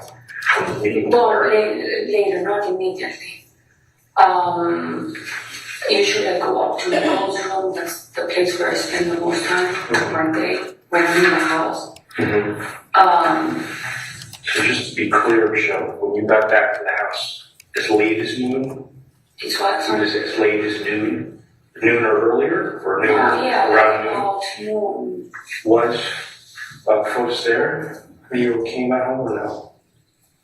Well, he probably can be because he has the office on top. I mean, I didn't look for him. Did you notice if the Raptor was around? You guys park in the garage or you park out the driveway? No, I always park inside. And for this part the left or the right? Well, depending on the car. Usually the Raptor goes on the left because it's uncomfortable to get in the house, and the Suburban goes. But when the Raptor is not there, then the Suburban goes on the left, and the Cherokee. I mean, it's just for a thing of the door that is easy. So.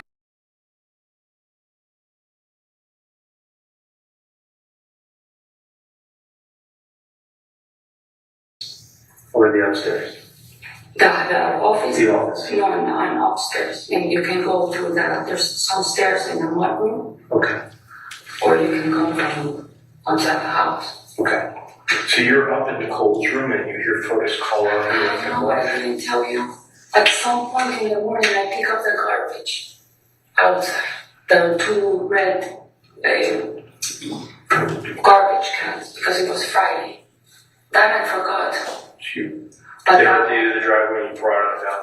Yeah, that was like at 9. That I didn't say. Because that I remember now. I brought that to garbage in.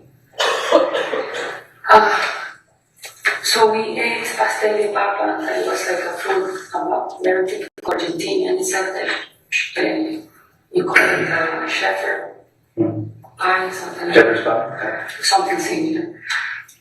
Leftovers from probably the day before or the day of 2 days, but not later than that.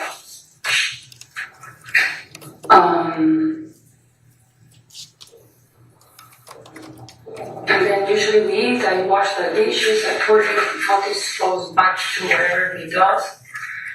And back to his office? Yeah, I mean, he walks around a lot around the house. I mean, if not, he's in the office all day, or he goes in and out for, I don't know. He says that he goes to the bank, or to the sites. I don't know.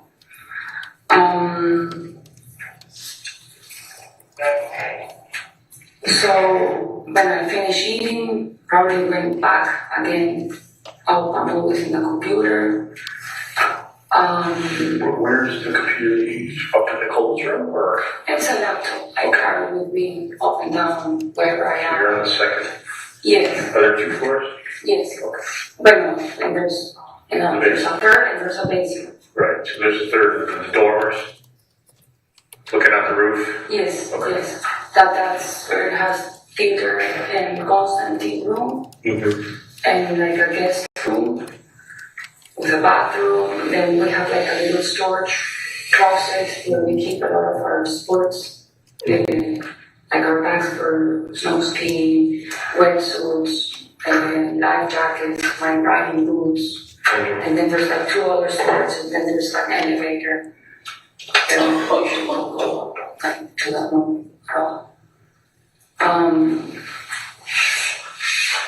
So. Where does Photos go after lunch? You said he walks around, or? No, he goes back to it. Sometimes he eats in the office. Like he grabs the. But you guys eat lunch together? Yes. And there was around maybe 1 that we ate lunch. Okay. So I'm still not understanding. When you came home, do you know whether Photos was home? When you came home at noon? No, because you don't know. I assume he's in the office. I go with because I don't have like a guarantee. It's not what I saw anymore. And you don't know whether the Raptor was there when you came home at noon? If it was in the other garage, not. So when you came home at noon, you didn't see the Raptor? No. Okay. I think because Pavel drove the Raptor, and so Pavel was in that car, supposedly. Do you know from when? No, because he sometimes takes it overnight, he sometimes comes in the morning and picks it up. He always comes there. I usually never see it. Unless if I keep a key inside my purse, like he says I need it. But that's like rare. Okay. So Michelle, when you came home, you went up to Nicole's room? Yes, usually, the place that I hang out in the house is Nicole's room, because I have the charger there and I like that room. In the kitchen, in the chair, in the last chair of the counter table, because I put the plugs for the charger for the computer or the phone in some cases. But on that particular Friday, you were up in Nicole's room? Yes. And then you hear Photos call up, say, let's have lunch? Yes. And then you have lunch somewhere around dawn. Yeah. Okay. So my question again is, when you heard Photos call out, let's have lunch, where was he calling from? Was he? It was like from my head. Inside the house? No, yes, inside the was house. he upstairs or downstairs? No, downstairs. Downstairs. I stand up and he was standing there. So usually I go. So where was he standing? On the stairs or something? Yes, upstairs. He says, hey, let's have lunch. Yes. All right. So, do you know how he came to be at the bottom of the stairs? I'm trying to find out if he was home or he was just coming home at 1 o'clock and saying, hey, let's have lunch here. Because there's stairs, there's the door, the garage door. Yes. All right. I don't follow every movement. Okay. So 1 o'clock, you had lunch, and then? Well, around 1 or 2. Around 1 or 2. Okay, so 1 or 2. So he was. I heated the food on the basket time. So were you saying, Michelle, that as late as 2 o'clock, Photos was saying, hey, let's have lunch, or? Between that time. Okay. But again, I cannot say. No, we're trying to, if you don't know, that's fine. I'm just trying to narrow it. Say something you said wine was No, we're not. We're do the best you can. That's all. Okay. And I usually have my phone a lot and I'm either chatting, so through chat, Nicole calls me a lot from school. We do a lot of FaceTime. I believe we did. She texted me saying, "Mommy, we couldn't have the juice because it's spilled." So that text is there. I think I sent it. So after it's like just try to recall as best you can because you don't have your phone with you. Right. So just go ahead. You're doing fine. Then, when I pretty much usually when we eat, I put everything in the dishwasher. I mean, I rinse, I put in dishwasher, or if it's too clean, sometimes I just put it, I lie paper towel and I put things. Can I have some water? Yeah, absolutely.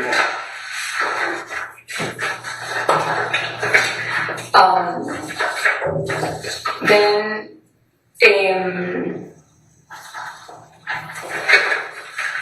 at some point, Otis calls me.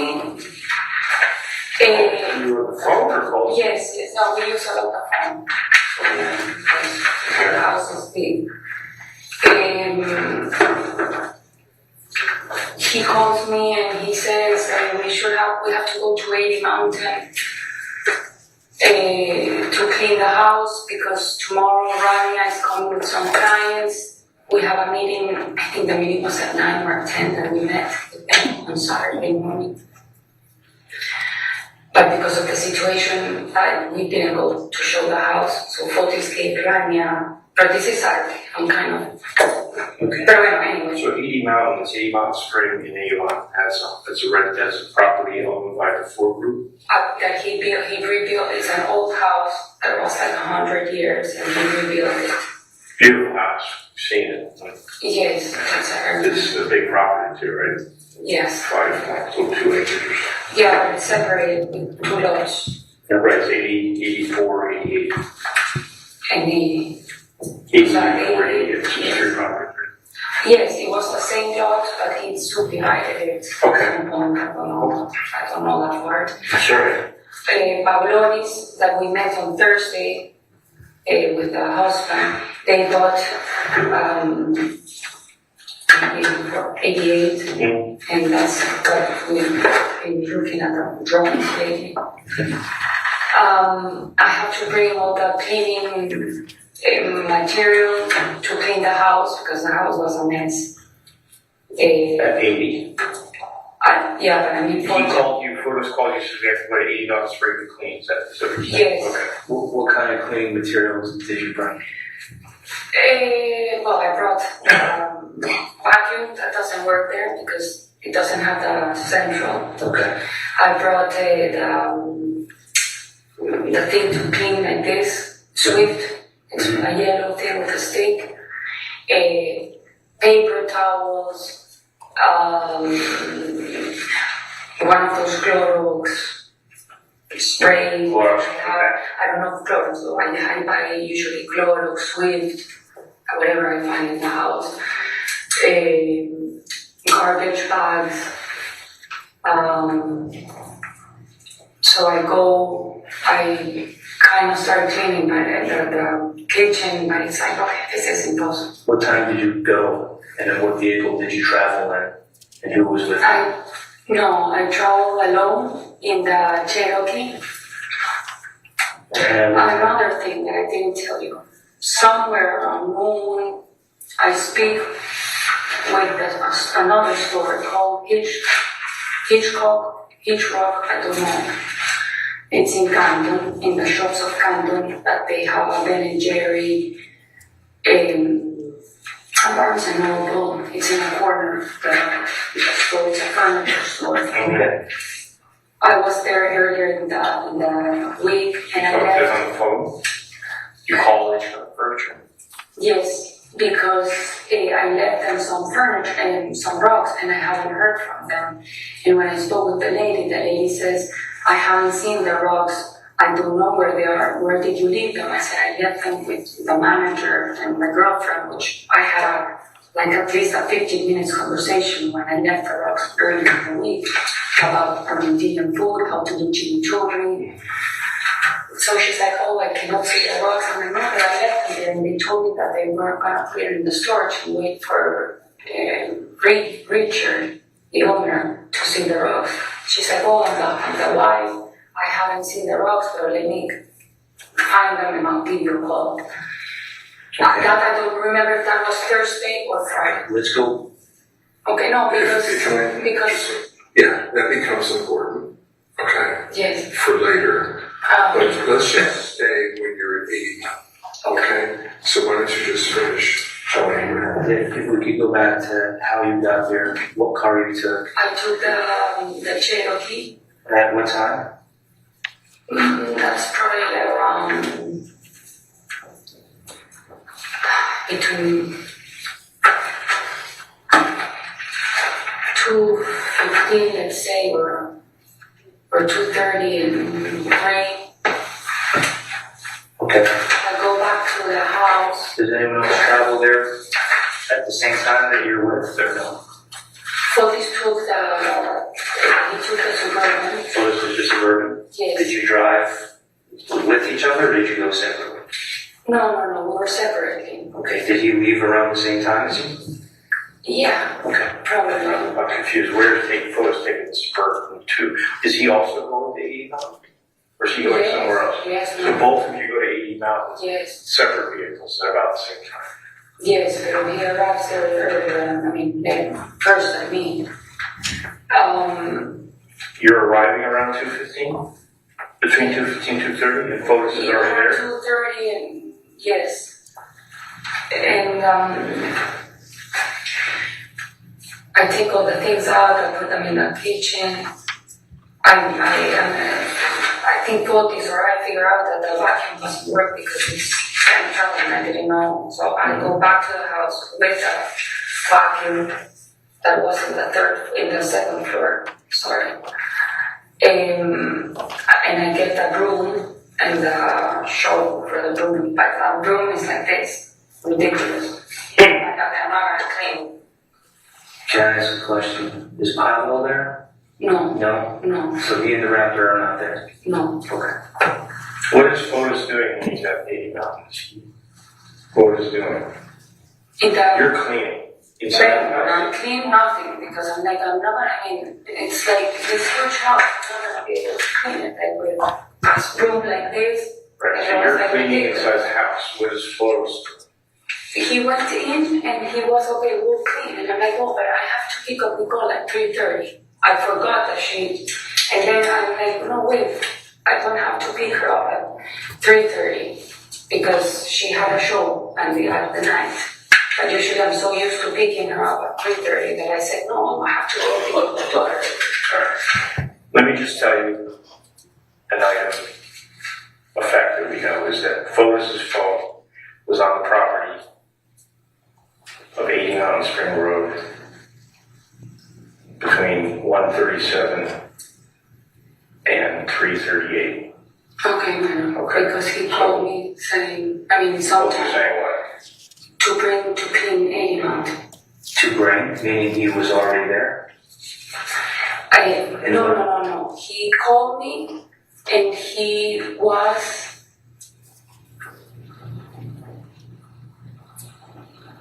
He was already when he called you to bring the cleaning supplies at 80 Mountain. Yes, but I don't know why at some point.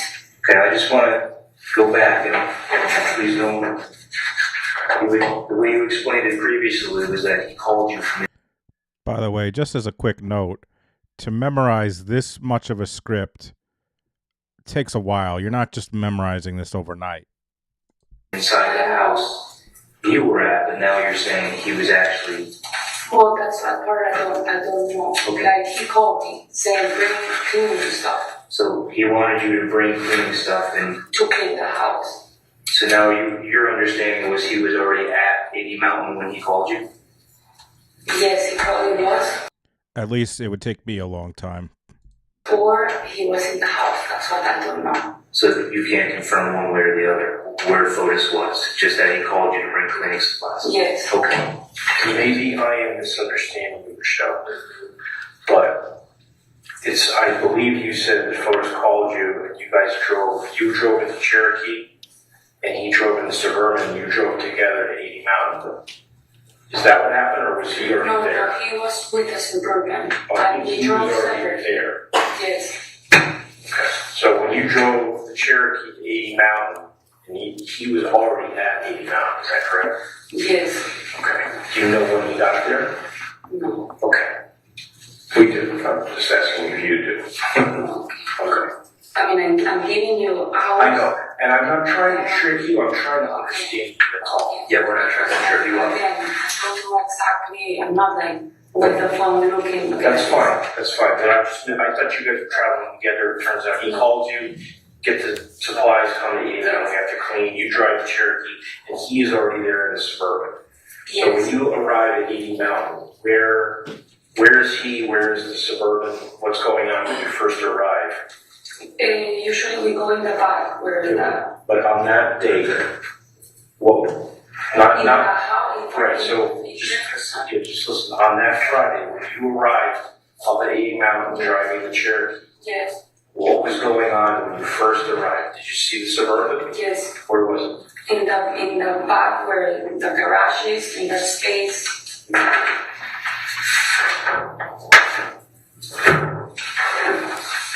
There's an overview now. Where's he? Welcome, Letitia. Thanks for being here.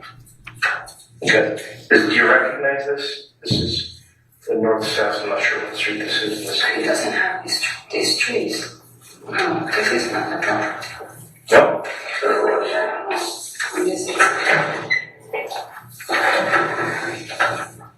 The road's kind of hard to see because of the tree cover.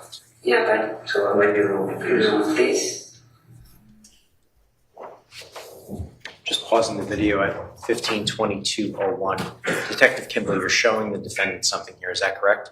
Yes, correct. What are you showing her? We're showing her a Google map overview image of 80 Mountain Spring Road. Thank you, sir. We'll keep playing it. All right. So. What is this? All right. Don't mark it. But she can't. Okay. She can't. This is an old. Isn't this where the tennis court used to be of that house? All right. This may be. I'm not sure how outdated this is. Because these trees don't exist. Okay. This That's is fine. open. So when you, that's all right. I don't want to confuse you. That's why I'm trying to take this away. Bueno, I tell you, you drive inside the property, and the road Counsel goes there, please make a turn. The house is here. The garage looks like, let's say, to this place. It has a turn, and that's an area that the cars turn around in. So when you arrive at 80 Mountain, the Suburban is in the back. They have behind the house, beside the house, in the house. Bueno, there's 4 garage in that house. Okay, I'm listening to you. Sure. It's like a square, let's say, and the Suburban is parked like parallel to the garage. What's going on with the Suburban? Is it just parked there? Yeah. All right. Where's focus? In the garage, the garage door is open? Yes, the first left garage door is open. I bring the stuff to the kitchen. What's he doing? Do you know?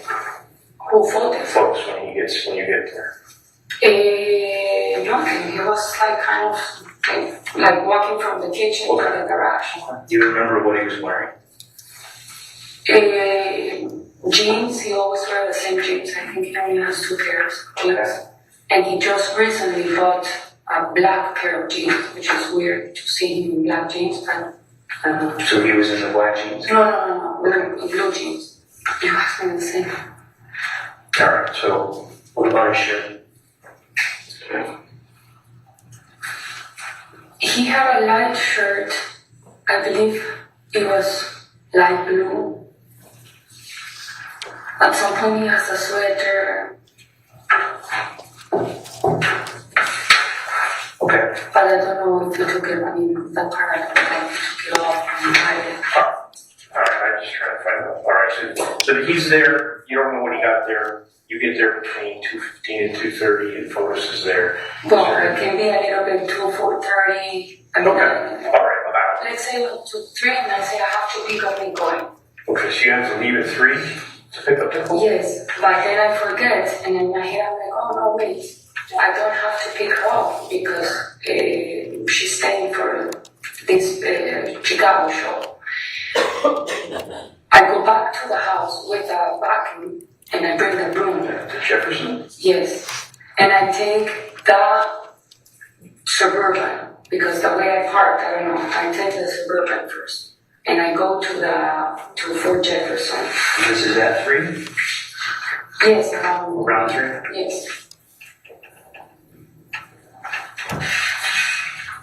So at 3 o'clock, you drive the Suburban back to Jefferson to pick up the vacuum? No, to drop off the vacuum and pick up the broom. Okay, and then you come back to 80 miles per hour? Yes. All right. How long does it I take? drink water in the house. That's okay. How long is the travel time No, between? nothing, like 7 minutes. 7 minutes? It's very close. I mean, I've done it in many times. All right. All right. So you're back now at 80 miles spread. And what's Photos doing? Inside the house or outside? No, he was, I think, talking on the phone out in the where the cars are. Mm-hmm. And Who's he talking to, you know? no. All right. Okay. And then, but I stayed a little bit, so I probably went to the 80 mountain. And I should have gotten there back. Maybe like, I don't know, 3:40, no, 4. Okay. I mean, I didn't leave right away. I stayed in the house a little bit. I remember drinking water. Mm-hmm. I don't know if I was talking in the phone with someone. All right, so you come back. And what do you start cleaning? You continue to clean? No. I kind of gave up with that because the house is too big on my house. You have to bring somewhere. We used to bring Lupita, which was a kid that we had. Mm-hmm. Then she stopped, and then Renata, which is the one that we have now, she has helped in the past, and she actually went to cleaning Friday. She was there this Friday, two days ago, because she went to the house, she cleaned the sheets, and then Poti said go to 80 Mountains and clean. So, can I ask why you didn't have to pick up the phone? Did she go? Because she stayed in school, I completely forgot. She had a school show called Chicago. Okay. Oh, so did you like play? Because I'm going to fuck with you, Oh, buddy. shizzle. We're going to be buddies. We're going to be pals. We're going to wrestle around. Letitia coming in hot. Welcome to the Bows. Thank you so much, Letitia. 2 more members, and I can add a new emoji to the channel. Maybe I'll make it of Marty. Who knows? Get the Capri Suns out. Thank you so much, Letitia. Welcome. Yes, I mean, I played for the school, not like professional. Okay, so. And that was like I said, the play. Okay. So you can continue. So, there Pavel arrives. Alright, we're at 80 Mountain. Yes. Okay. And you think it's what time? For something. Okay. When did you go out to Hitchcock? You were going to go to Hitchcock to pick That's up. at 5:17. That's after this? Yes. Oh, okay. I'm sorry, go ahead. Pavel arrives? Yes. Okay. With the pickup. I think they're after 4 o'clock. More or less. I mean, 4:30, 4:15, that I don't know. Fuck your life, bing bong. Shelly Tarbert, always so supportive, gifting out a membership to Christine. Thank you so much, Shelly. Fuck with you, buddy. I think I talked to my dad at some point in between those times. Pablo alone? Yes, he's alone in the raptor. That's why I know he had the raptor. And then I said, I have to go because I have to pick up my rocks in Canada.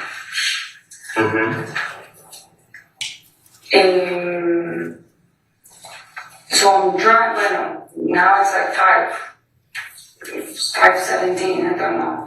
I start driving. Before you go into that, just something.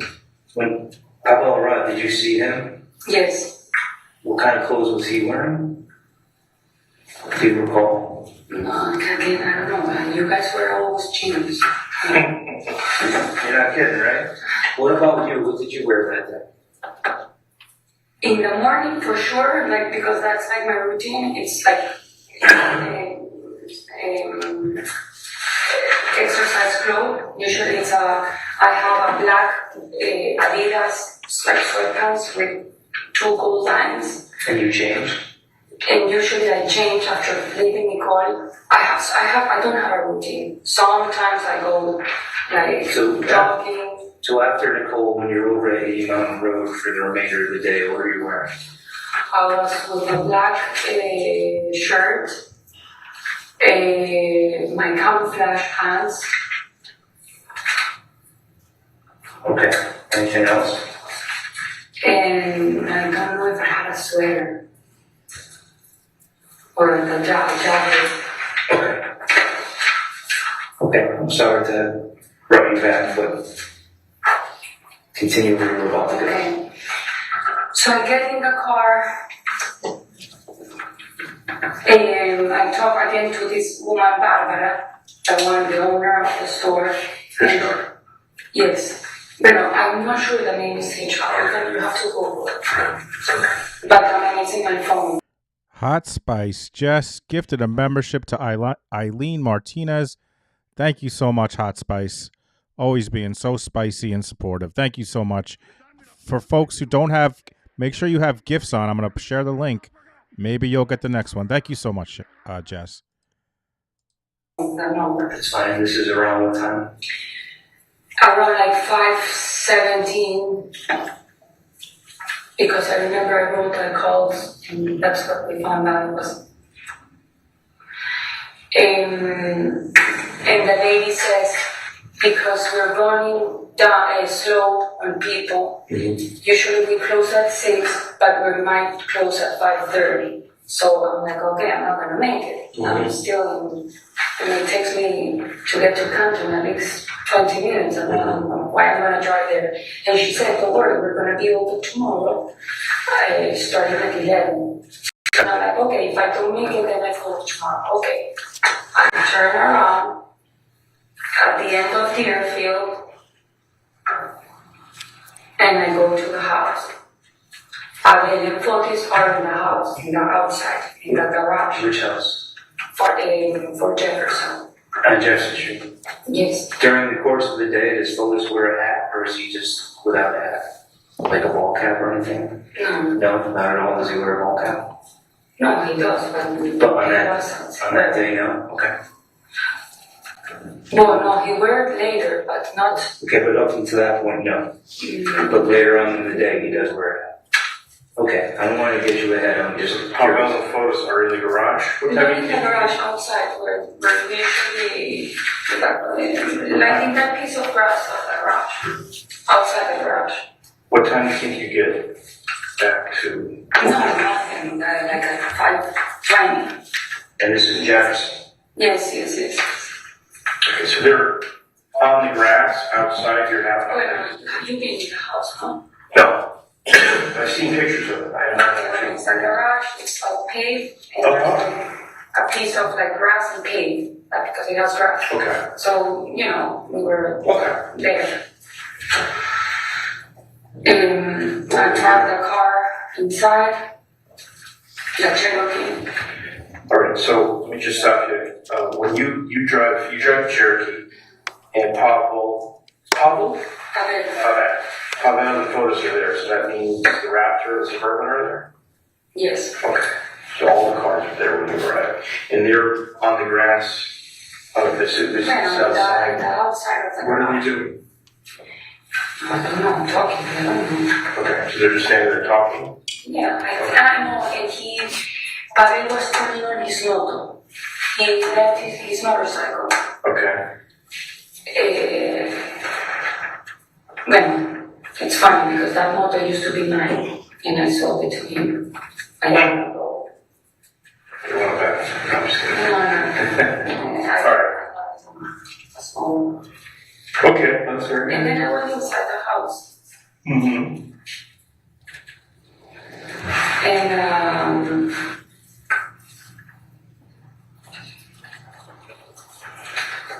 And so I'm hanging there, I don't know.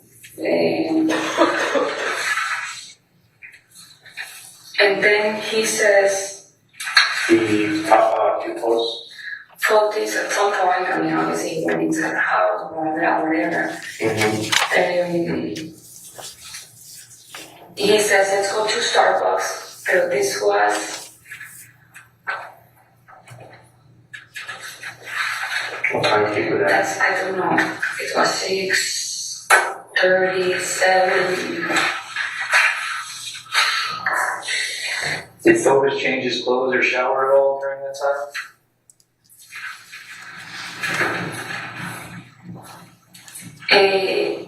I know I saw him with a sweater. Then I saw him without the sweater. Okay. But I don't know if he showered. I didn't see him showering. Okay, so then it's next is you were going to go to Starbucks. What time was that, and which Starbucks did you go to? We went to the one in West Hartford, one that I used to go with Nicole about a year ago. That when she used to take French classes at the house of a teacher, I would drive there and wait for her there by a Starbucks by or something. What time? No, that's right. I think it was like 6:37. So you went Focus to go to the Starbucks? No, you go first. He says, let's go to Starbucks. I'm like, okay. And he drives Which car? the pickup, the Raptor. Raptor. Okay. And we drive into, I guess that's West Hartford. I don't know. But it's in a very creepy area. Not creepy. Did you ever go to the Starbucks? Yes. Now, just like anywhere in the I state. have the receipts. I mean, you can see it on my credit card. Okay, it's on your credit card, but Yes. there's a lot of Starbucks all over the place. So if you know which one specifically. It's one that has like a Marshalls next to So it. there's a Marshalls and a Starbucks. Yes. And that's in what town? West Hartford. West Hartford is a Starbucks? Yes, and I know there's like a gas station in the front. Okay. Why don't you tell the officers where you went? In other words, where did Photos go first before the Starbucks? Well, there was a street with a lot of like a construction, homes. I remember a fire, a truck coming, police. I don't know, it's a very crowded place. So in West Hartford, the fire department and police with their lights and sirens. I don't know why this just occurred to me, but if she has a if she has a interpreter there that just interprets everyone the whole time, shouldn't the interpreter be interpreting her to herself? Sirens were going somewhere. I remember the fire truck, yes. Did they have their lights on and they were responding to an emergency? Yes. Okay, so this is before the Starbucks and this is in West Hartford. Yes. And this is around what time? Around that time, 6:37, 7. Okay, so around 6:30, 7 o'clock Or in West, 7:30, like in West Hartford, the police and fire department are responding somewhere and you're going where? to the here. Yeah, the plan was to go to Starbucks. That's what he said. Let's go to Starbucks. With me and Nicole, we go every Thursday. To that Starbucks? No, to the one that is closer to the school. How far away is the street without construction that you're driving right now? How far away from the house on Jefferson?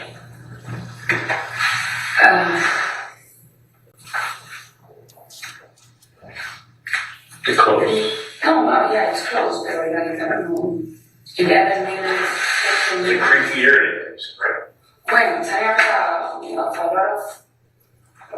yeah, like the street, they had a construction. He's like, oh, look at the construction. Like he was showing me the construction, and okay, we care about the construction. And then what happened? And what? And then, yes, he stopped, and we stopped. He throws something from the back. I don't know what. I wasn't really paying attention.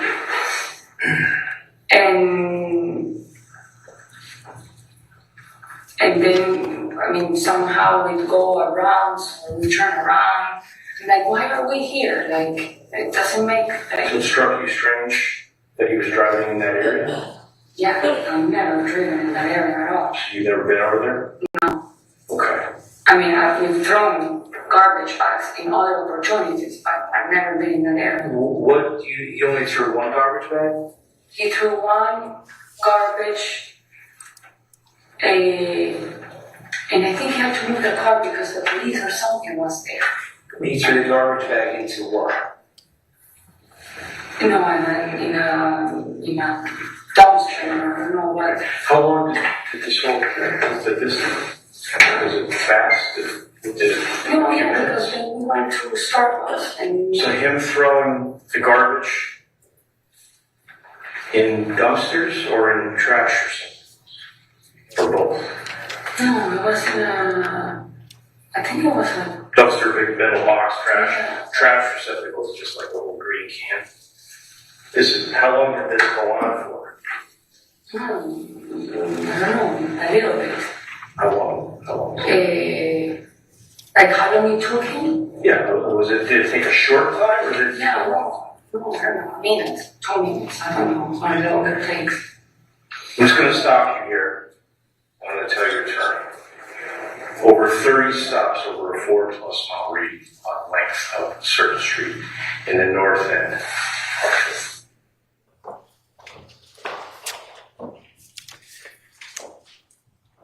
Just going to pause the video at 15:41:18. Detective Kimbell, you just indicated that there were over 30 stops. Were you referring to the Raptor? I was, yes. Okay. Was that information accurate? It was not. Are you familiar, well, firstly, Detective, in your experience, have you taken any interrogation courses? Yes. All right. And are you familiar with something known as a ruse? Yes. All right. What is a ruse? Ruse is presenting false information to a subject. Intentionally, correct? Intentionally. All right. Was this an intentional ruse? It was not, no. Okay. Why did you indicate that there have been 30 stops at the Raptor? The 30 stop information was the information I had been given at the time. It turned out later to be inaccurate. Thank you, sir. Pick it back up. What? You know what I'm saying? yeah, No. Okay. Over 30 stops of that car. of that vehicle. That. You know, check that out.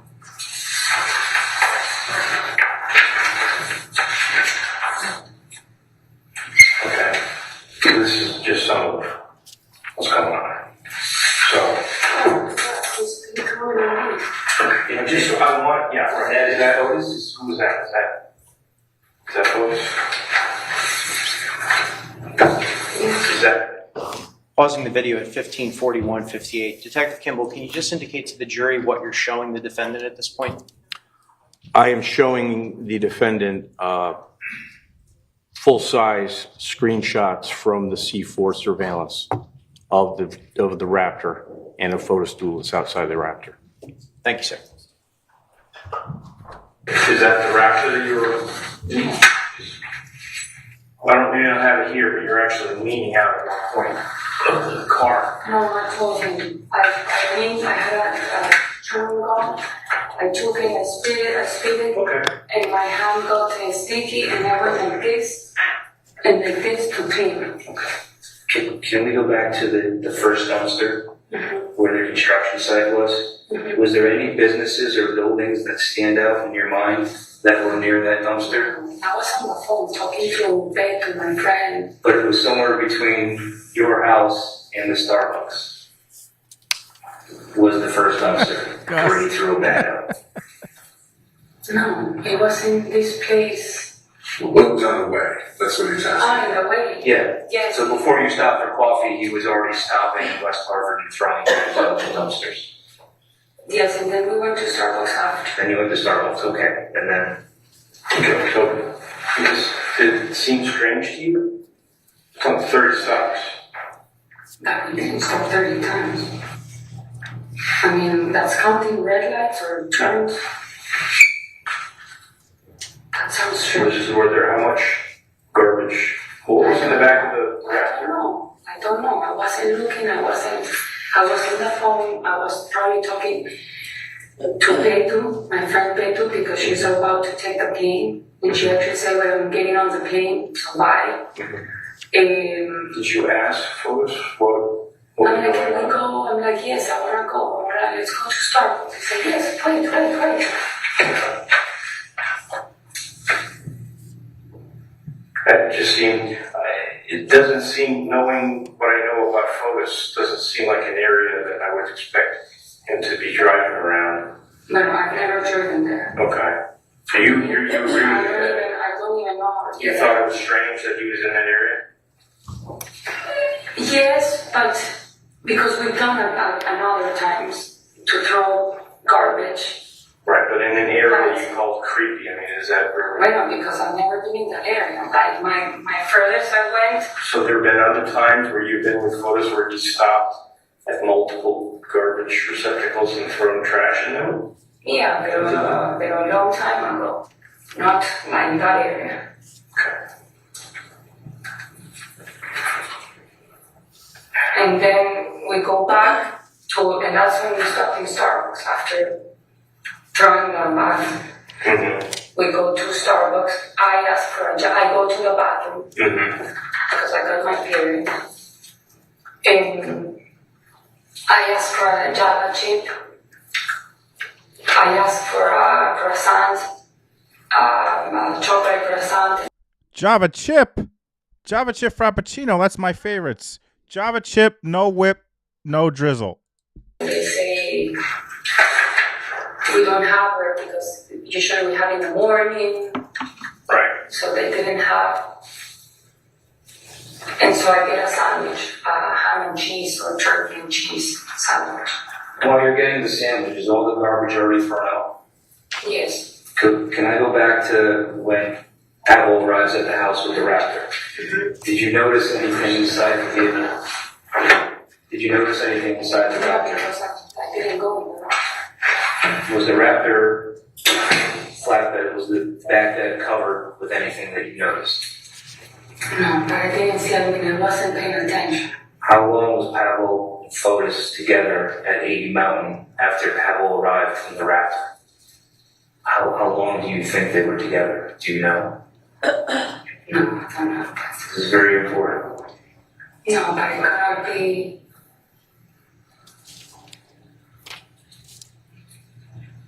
Pavel must have been there maybe 10 minutes, nothing. And then he left. He left What did he leave with? with the Raptor. With the Raptor. Yes, And then Fotis followed him. yes. And I had the Cherokee. As far as you know, they went back to Jefferson. Yes. You saw them there, correct? When I came back from not going to the vault, yes, they were in Fort Jefferson. So how long was it between the time you left 80 Mountain and came back to Fort Jefferson and you saw Pavel and Fotis there? 10 minutes, 11 minutes. Not that long. 15 minutes at the most, which I think is too much. So Pavel was at the house with Focus on 80 Mountain for 10 minutes, they leave, and then how long until you see them again? What's the time frame before you go back? Is it a while? Is it not a while? Is it 5 minutes? Wait, can you repeat? Yes. So Pavel arrives. Mm-hmm. He's at the house on 80 Mountain for about 10 minutes, correct? He arrives with the doctor. Yes. Remember, I see him. He's not there for long? No, because he was already leaving. I mean, he came from Buchanan. Pavel came from the cannon? Yes. What was he doing in the cannon? He's the one who takes care of the house that they're building down there. He's the one who looks at it every day. What house in the cannon does he take care of? Or not take care, it's a house that they're doing construction. Do you know the address? I always hear 61 Sturbridge. I think that's Sturbridge. Yes.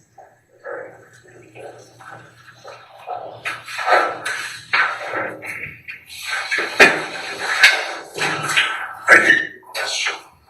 It was the same question. Wait. That's what they told me. That's what they told me. See him, I don't know. No, that's what you're telling us that they informed Exactly. you. I don't want to say things that. Who's they told you? Well, I mean, Fotis and Padre, they always thought that that Padre goes to Buchanan. Unless No. it's a lie. Okay. So how long was it between the time you left 80 Mountain and Focus and Pavel were there, and you started out for Canton, and then you turned around and went to 4? No, we all left. We all left like at the same time. Okay. It's not like I stayed longer or he stayed young. Okay, you all left, and then when you drove back to your home where you live, which is 4 Jefferson. Okay, when you arrived back there, now Focus and Pavel were at 4 Jefferson. Yes. Okay. So Pavel and Photo left not at the same time we did. Yes.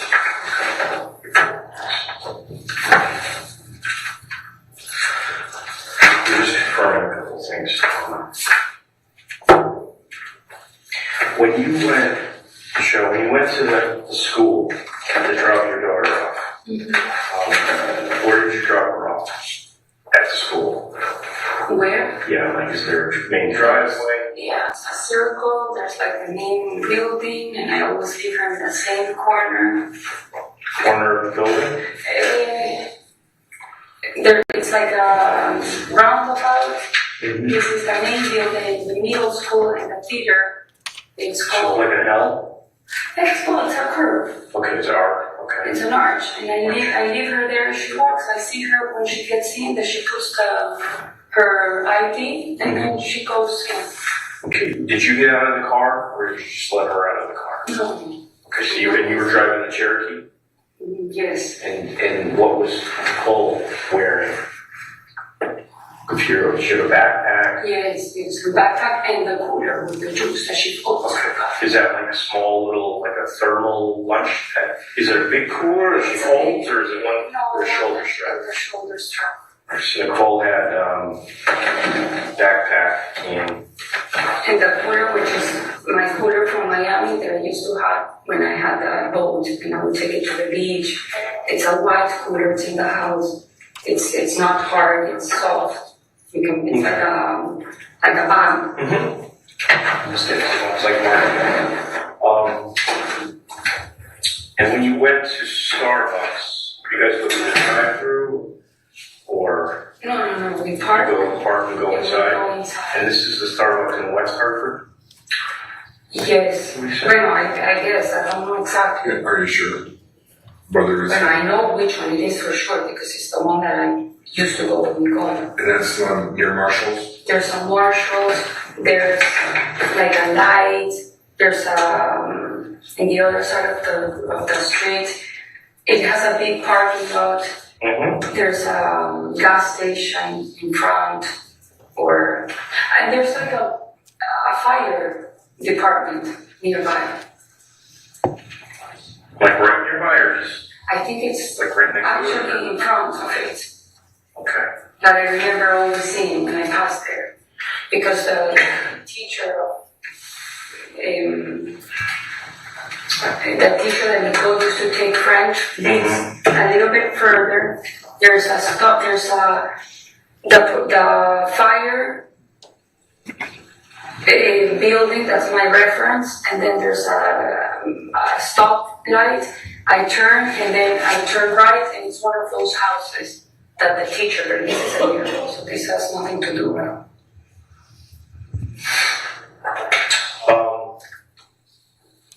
I don't want to cover too much for that here. Switching gears briefly for a second, how was Fotis and Jennifer's relationship? Okay, I never met her. I have You never met Jennifer? No. The only time I've seen her in my life was like a year ago. Fotis had supervised visitation, and the judge let him take the kids to the pond where we usually see. Obviously, I couldn't be there. Nicole is in Argentina and every summer. She goes from June to September. So Fotis calls me and says, "Don't come yet because the kids haven't left." So I park outside the A1, the pond. No, the entrance to the pond. Right, it's right by gravel. right by Hutch's place. Yes, it's a gravel. And you know what I didn't tell you? That I went to the pond on Friday to see if I could ski, and there was no one. And then I came back. I went, I didn't see anyone. When did you go? That's not suspicious at all when you're like, oh, wait, I forgot something to tell you because I memorized it, but now I'm going to tell you. Not suspicious at all.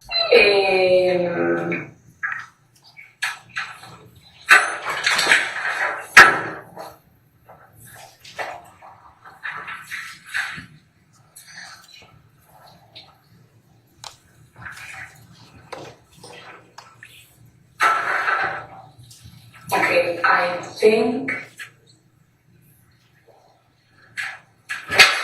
it was after.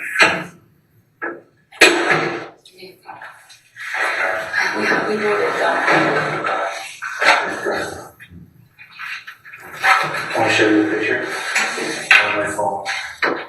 Okay.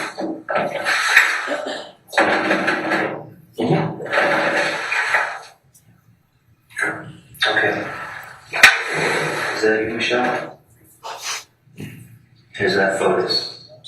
Yes, Okay. that's me. Do you know what you're doing there? Yes, I'm cleaning my face What are you cleaning the ground for? because I put my gum and I threw it and it was sticky. Fotis comes and takes something from you, and he throws it in the soup. What was that? We see it on the video. But he doesn't take anything. No, he does, because we see it happen. And we have it. And we retrieved what was from the soup. So I'm just going to tell you right now, starting from the morning, there's some stuff that we know that you're not being honest about. Okay, so let's just cooperation and telling the truth is what we're talking about here. Okay, and seriously, you know some of the stuff we talked about before we started Francesca. Some stuff that was located at the scene. So some of the stuff you're telling us about Fotis in the morning, I don't believe to be true. Okay. And then I'm going to find another picture that I'm going to show you right now. Alright, this may upset you. So after you throw out the garbage, this gentleman comes up to the garbage can and pulls that out. What does that look like to you?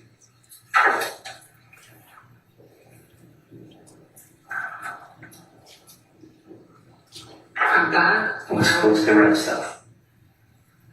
And blood. That's blood. That's Jennifer's blood. And that's a pillow from her garage that's missing. So you need to start being honest with us No, I don't know anything about that. about where Fotis was in the morning. I'm going to pause the video at 15:56:37. Detective Kimbell, you heard Detective Clabby speaking with the defendant just now on video, is that correct? That's correct. What was he showing her on his phone Showed her two things, which, the second time? okay, the second thing, what he was showing was a screenshot from C4 surveillance of a gentleman holding up an object which appeared to have a red stain on it that he had extracted or taken out of a garbage can on Albany Avenue. Detective Clabby indicated that that was a pillow from Jennifer's garage. Did you ever verify that? We did not. That was never recovered, correct? Correct. And similarly, that Jennifer's blood was on it, that was also never verified, correct? That is correct. Would this be an example of a ruse, Detective? It would be, yes. Continue on. Well, this is probably a good time for a natural break. I knew Judge was going to do lunch now. Ladies and gentlemen, we will take our lunch and recess until 2 o'clock. Please do not discuss the case. Let's just, I mean, how bad is this for her? There's no, I mean, how is this going to come back not guilty? No way, in my opinion. But can you imagine the attorney thinking that after this interview, it was a good idea to do more interviews? Or even not to, like, stop the interview? We'll stand in our recess until 2. I mean, what defense attorney would allow this to go on for that long and then do subsequent interviews? I mean, wowza. All right, folks, so we will be back in 1 hour. This should portal you into the stream at 2 o'clock. This stream will end. It will take you to the stream at 2 o'clock. Thank you all so much for being here today and watching this with us. We really appreciate it. Thank you, mods. And if you could like the second stream that we're going to go into at 2 o'clock, get it in the algorithm, appreciate it. I hope to see you back in 1 hour, folks. 1 hour exactly.